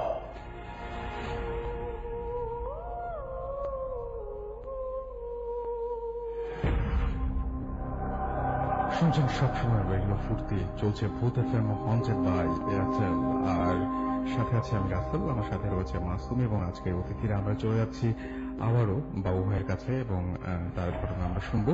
তার আগে কিছু SMS পড়ে ফেলি। হিমেল আমাদের SMS করেছেন, এছাড়াও আমাদের SMS করেছেন, হিমেল বলেছেন যে শেক্সপিয়ার যদি আমাদের ভূত এফএম শুনতেন তাহলে তিনি একটা রিমার্কেবল একটা নাটক মানে ড্রামা আর একটা তিনি প্রডিউস করতে পারতেন, এরকম একটা ব্যাপার তিনি বলেছেন। ওকে, শেক্সপিয়ার আমাদের ঘটনা শুনছেন মানে শুনতে পারবেন না, কিন্তু আমরা শেক্সপিয়ারকে নিয়ে কোনো ঘটনা জন্ম দিতে পারি আর কি। যদি কেউ এক্সপিরিয়েন্স করে ফেলেন যে স্বয়ং শেক্সপিয়ার তার সামনে চলে এসছে, তাহলে একটা নতুন ঘটনা জন্ম হতে পারে এবং সেটা আমরা ভূত এফএম কিন্তু শেয়ার করতে পারি। মারিহা আমাদের SMS করেছেন, আমাদের SMS করেছেন দেখতে পাচ্ছি যে Deep, Johnny, ghost control room, Alvi আমাদের SMS করেছেন, মাসুম পুলিশ SMS করেছেন, পুলিশ লাইন থেকে SMS করেছেন, নাফিস SMS করেছেন ঈশা সহ আরো অনেকে। আচ্ছা, চলে যাচ্ছি বাবু ভাইয়ের কাছে তার ঘটনায়। ওকে রাসেল ভাই। আচ্ছা, ঈশার ঘটনাটা আমি একটু বলছি। ঈশা আবার একটা কোশ্চেন করেছেন যে বাবু ভাই আপনি কি সব ঘটনা কি মানে নিজের নাকি কালেক্ট করেছেন? না, আপনি বলেই নিয়েছেন অনেকগুলো ঘটনা আপনি কালেক্ট করা। বেশিরভাগই কালেক্ট করা। বেশিরভাগই কালেক্ট করা ঘটনা মানে প্রথম দিকে বলেছিলাম কয়েকটা, সেটাই এখনো দু একটা আছে, কিন্তু ওগুলো এখন বলছি না আর কি। আমরা প্রতিদিনই প্রায় শোনা যায়, এক একজন আসে, ফ্রেন্ড ছোট ভাই এসে বলে এক একটা, তখন আসলেই ওইটা শেয়ার করি। ওকে, আমরা শুনি। আচ্ছা, এই ঘটনা হচ্ছে আমার সেজো মামার। এন্ড এটা অনেক আগে, তখন আপনার কি বলবো যে কত সালের দিকে হবে, অ্যারাউন্ড 80 সাল এরকম কোন একটা সময় আর কি। তখন আপনার মিরপুরের এই এলাকা খুব মানে আনডেভেলপড ছিল আর কি, অন্ধকার গাছগাছালিতে ভরা থাকতো আর কি জায়গাটা, মানে এত ডেভেলপড। এখন তো মিরপুর অনেক জনবহুল হয়ে গেছে, তখন এতটা ছিল না। তো আমার মামা আপনার মিরপুর 12:30 দিকে কোন একটা কাজে গিয়েছিল, তখন ধরেন রাত 8:30 9টা বাজে। তো উনি ওখান থেকে যখন ব্যাক করে প্রায় 10:30 11টা বাজে। তো ওই সময় ওই টাইমটা অনেক গভীর রাত ওখানে।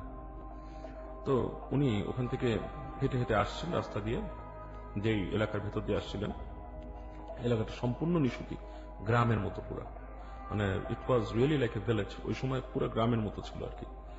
তো হেঁটে হেঁটে আসছেন, একটা রাস্তা, পায়ে চলা রাস্তা, ওটা দিয়ে উনি আসছেন। আশেপাশে তেমন কিছুই নাই। তো হাঁটছেন, হাঁটতে হাঁটতে এক জায়গায় যেয়ে দেখে একটা চাতাল মানে 4টা খুঁটি আর উপরে একটা আপনার একটা ছাদের মতো আছে, এবং ওই চাতালটা মানে আর কি মানে বুদ্ধদের বা কারো বানানো ছিল সামহাও, ওখানে তারা কিছু করতো আর কি, কোন একটা আপনার রিচুয়াল বা কিছু পালন করতে এক সময়। তো উনি দূর থেকে দেখে ওই চাতালের নিচে গোল হয়ে কুকুর বসে আছে, অনেকগুলো কুকুর, প্রায় 8-10টা কুকুর বসা ওখানে। তো উনি কুকুরগুলো দেখে একটু ভয় পায়, কারণ নর্মালি যদি কুকুর মানুষকে মানে আপনার ধাওয়া করে তাহলে কিন্তু এমনি কামড় টামড় দেয়, এটা একটা ভয় ওনার মধ্যে ছিল। আর এরকম নির্জন এলাকার মধ্যে কুকুর কতগুলো রাতের বেলা এমনি ভয়াবহ। তো উনি কুকুরগুলো দেখে, তো উনি দেখে একটু মানে সাউন্ড না করে আস্তে আস্তে যাওয়ার চেষ্টা করে। এই সময় দেখে কুকুর ওনার দিকে ফিরে তাকাচ্ছে, এবং সবগুলো কুকুর একসাথে ফিরে তাকাচ্ছে ওনার দিকে, এবং সবগুলো কুকুর এমনি কুকুরের চোখ রাতে লুমিনেট করে, হ্যাঁ জ্বলছে। তো উনি বেশ ভয় পায়, ভয় পেয়ে উনি করে কি আস্তে আস্তে হেঁটে যাওয়া শুরু করে, এবং উনি জানে যে কুকুর ভয় পেলে অবশ্যই ধরবে ওনাকে, আক্রমণ করবে। তো উনি ফর সাম রিজন দেখে কুকুরগুলো কিছু বলছে না, চুপচাপ বসেই আছে।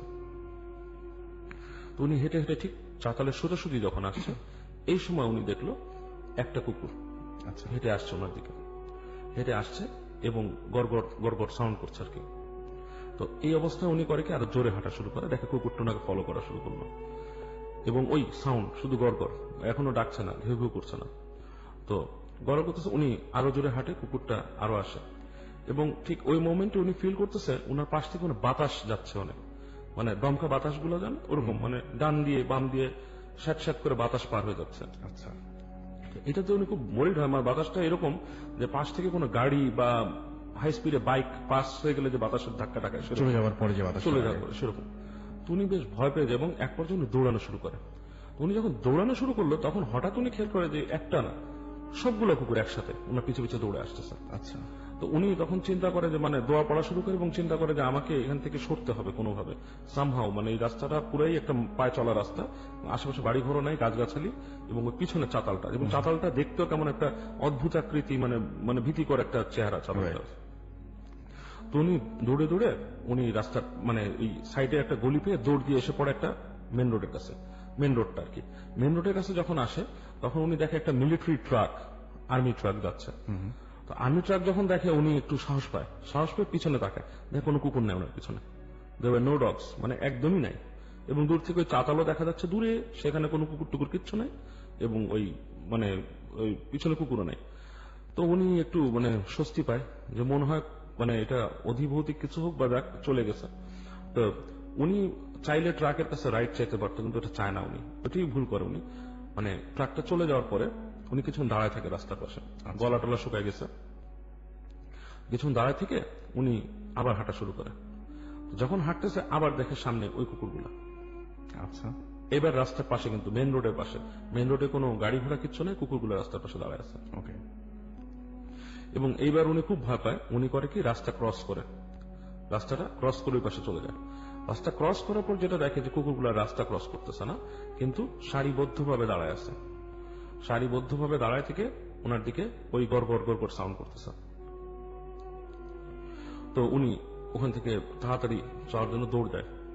তো ওই দৌড়াচ্ছে আর উনি ওই বাতাসটা আবার ফিল করতেছে পাশ থেকে, ওনাকে শ্যাক শ্যাক করে বাতাস ক্রস করে করে যাচ্ছে।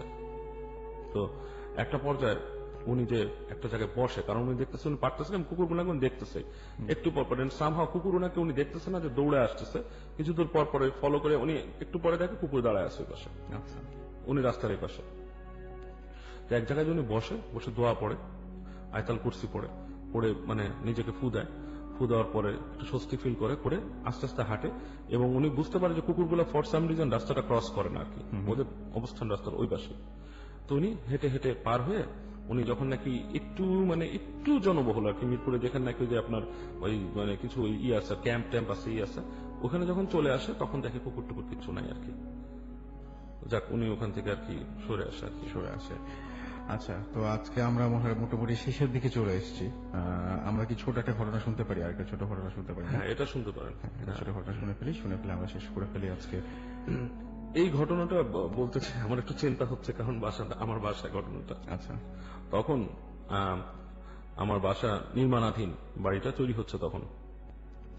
তো আমাদের যে ফ্ল্যাটটায় আমরা প্রথম উঠলাম ওটা হচ্ছে আমাদের দোতলার ফ্ল্যাটটা, আর অন্য কোনো ফ্ল্যাটে কোনো মানুষ নাই, পুরোটা মনে করেন একটা স্ট্রাকচার এবং ওই কিছু দেওয়াল করা, হ্যাঁ এরকম একটা অবস্থা আর কি, আন্ডার কনস্ট্রাকশন বিল্ডিং। আচ্ছা, তো পানির ব্যবস্থা যেটা ছিল ওপরে টেম্পোরারিলি একটা গাজি পানির ট্যাঙ্ক বসানো এবং সেখান থেকে পানির সাপ্লাই নিচে আসে। তো কখনো কখনো হঠাৎ পানি শেষ হয়ে যেত, ট্যাঙ্কটা তো ছোট, একটা ফ্যামিলির প্রয়োজনে দেখা যাচ্ছে পানি যথেষ্ট সাপ্লাই হয় না ওইখানে। তো একদিন রাত ঠিক 1:30টার দিকে, আমার ওই রাতটা আমি রাতে জেগে থাকি, হ্যাঁ, তো আমার শাওয়ার নেওয়ার অভ্যাস, আমি গেছি বাথরুমে, যেয়ে দেখি পানি নেই কলে। তো পানি নেই, ভাবলাম যে হয়তো পানি শেষ হয়ে গেছে। বাট আরেকটা জিনিস হতে পারে যে পানি হয়তো ওই অনেক সময় যেখানে একটা ক্লাম ছিল পাইপে সেটাও খুলে যায়, তো যে কোনো একটা হতে পারে, ইদার ওয়ে। তো আমি ফার্স্টে কি করলাম আস্তে করে, এবং জিনিসটা ভীতিকর কেন বলছি, তখন আমাদের লিফটটাও তৈরি হয়নি, ওই লিফটের যে ডোমটা মাঝখানে যেটা দিয়ে লিফট ওঠে ওই জায়গাটা দোতলা পর্যন্ত, একতলা পর্যন্ত কংক্রিটের একটা জায়গায়, এবং রডগুলো সব এলোমেলো ভাবে ছড়ায় আছে, পরবর্তীতে সেটা উপরে উঠবে। মানে আপনি যদি as you climb the stairs একটা একটা করে সিঁড়ি উঠেন, আপনার নিচের দিক তাকালে খুব ভীতিকর লাগবে জিনিসটা। আমি ফার্স্টে দোতলার থেকে তলায় নামলাম, নিয়ে দেখলাম যে মোটরের সুইচটা অন করলাম, করে আবার বাসায় আসছি। বাসায় এসে আমি দেখলাম কল ছেড়ে কিছুক্ষণ পর 5-10 মিনিট পরে পানি আসছে না। আমি যেটা করলাম আবার বের হলাম, আমি বুঝলাম যে ক্লাম খুলে গেছে উপরে। আমি আস্তে আস্তে উঠছি, আমার 3 তালা 4 তালা, যখন এক একটা তালা উঠছি তখন কিন্তু আমার ভয়ের পরিমাণটা বাড়ছে। আচ্ছা মানে গা শিরশিরা একটা মানে শিরশিরানি একটা অনুভূতি আর কি। যখন 4তলা 5তলা উঠলাম মানে তখনই মানে বেশ ভয়াবহ অবস্থা, মানে পুরো বাসাটা খালি, খোলা, নিচের দিক তাকালে একটা ভীতিকর চেহারা। এবং ফাইনালি আমি যখন 6তলা ক্রস করছি তখন মনে হচ্ছে যে দরজা জানলা খোলা, কেউ বেরিয়ে আসবে দৌড়ে, এরকম একটা মানে মানে চেহারা আর কি, মানে বিচ্ছিরি রকমের একটা চেহারা, মানে ভয়ঙ্কর। এবং ওই 6তলা পার হয়ে আমি এক সময় ছাদে উঠলাম। ছাদে ওঠার পরে ঠিকই আমি দূর থেকে দেখলাম ট্যাঙ্কি পাইপটা খোলা। তো পাইপটা খোলা, আমি যে পাইপটা ধরলাম, ধরে পাইপটা লাগাচ্ছি, এই সময় মনে হলো আমার কানের কাছে কেউ ফিস ফিস করে কিছু বললো আমাকে, মানে ফিস ফিস কথা, সেরকম একটা ফিস ফিস। আমি ফট করে মানে চমকা উঠে আমি পিছনে তাকাইছি, নোবডি ওয়াজ দেয়ার, মানে কেউ নাই, পেছনে কেউ নাই। ফিস ফিস করে তখন আমার গায়ের লোম সব দাঁড়ায় গেছে, কে এরকম মানে ফিস ফিস করলো কে।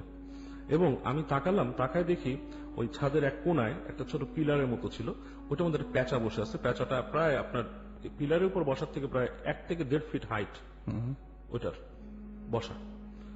এবং আমি দেখে একদম মন্ত্রমুগ্ধের মতো তাকাইছিলাম প্যাঁচাটার দিকে। আচ্ছা, এই সময় আমি হঠাৎ করে দেখি আমার পিঠেকে হাত দিছে, আমি খুবই চমকা উঠছে এবং আওয়াজ বড্ড পাঞ্চিপ। যেই হোক, তাকায় দেখি যে আমাদের ওই মানে বিল্ডিং এর মিস্ত্রি যে নিচে ঘুমাতে একজন, সে দাঁড়ায় আছে পিছনে।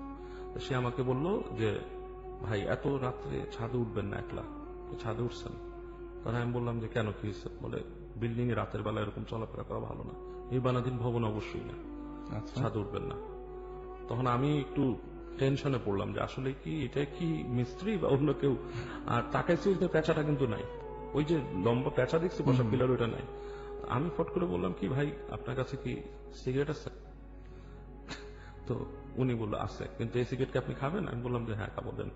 তো উনি আমাকে একটা সিগারেট বের করে দিলেন, হেভি সিগারেট, ওইটাই নিলাম। নেওয়ার পরে আমি বললাম ম্যাচ আছে, ম্যাচ দিল। সিগারেটটা ধরানোর পরে আমি বুঝলাম যে উনি মানুষ। আচ্ছা, কিন্তু ওই ফিস ফিস আমার কানের কাছে কে করছে, আর ওই প্যাঁচাটার এক্সপ্লেনেশন কিন্তু আমি পাইনি, এখনো পর্যন্ত পাইনি। ওকে, এই ছিল ঘটনা। যাই হোক, আমরা ঘটনা শুনলাম। আমাকে অনেকগুলো SMS করেছেন ডেভিড এবং তিনি বলছেন রাসেল ভাই আপনার দেখা বেস্ট হরর মুভি কি? আসলে হরর মুভি এখন আমার মনে পড়ছে না এই মুহূর্তে, কিন্তু কিছু কিছু নাম যখন আমার মানে সবসময় মনে পড়ে, যেমন silent hill, drag me to hell, sound system ভালো থাকলে ড্র্যাগ মি টু হেল, হ্যাঁ খুবই ভালো। মিরর দেখেন, মিরর, তারপর হচ্ছে case 39, exorcism of Emily Rose, Orphan, Orphan, এই টাইপের মুভিগুলো খুবই খুবই খুবই খুবই মজা। আরেকটা মুভি ছিল যে যদিও সেটা আমার মনে হয় যে কিছুটা ব্রিটিশ মানে আর কি আপনার ফান্ডিং এ তৈরি ছবিটা, এটার নাম ছিল দ্য আননেমেবল। এই ছবিটা অনেকে দেখেনি। শাটার, আমার কাছে আরো কিছু, আমার কাছে এই মুহূর্তে কেন যেন মনে পড়ছে না, মানে বেস্ট হরর ফিল্মের মধ্যে যে কটা ছিল আমি কিছুতে মনে করতে পারছি না। জাপানিজ হরর ফিল্ম, এবং সেটা জাপানিজ, এবং সেটা আবার অনেকটা মানে সেটা আবার পরে ইংলিশেও হয়েছে। শাটার তো আছে, আরো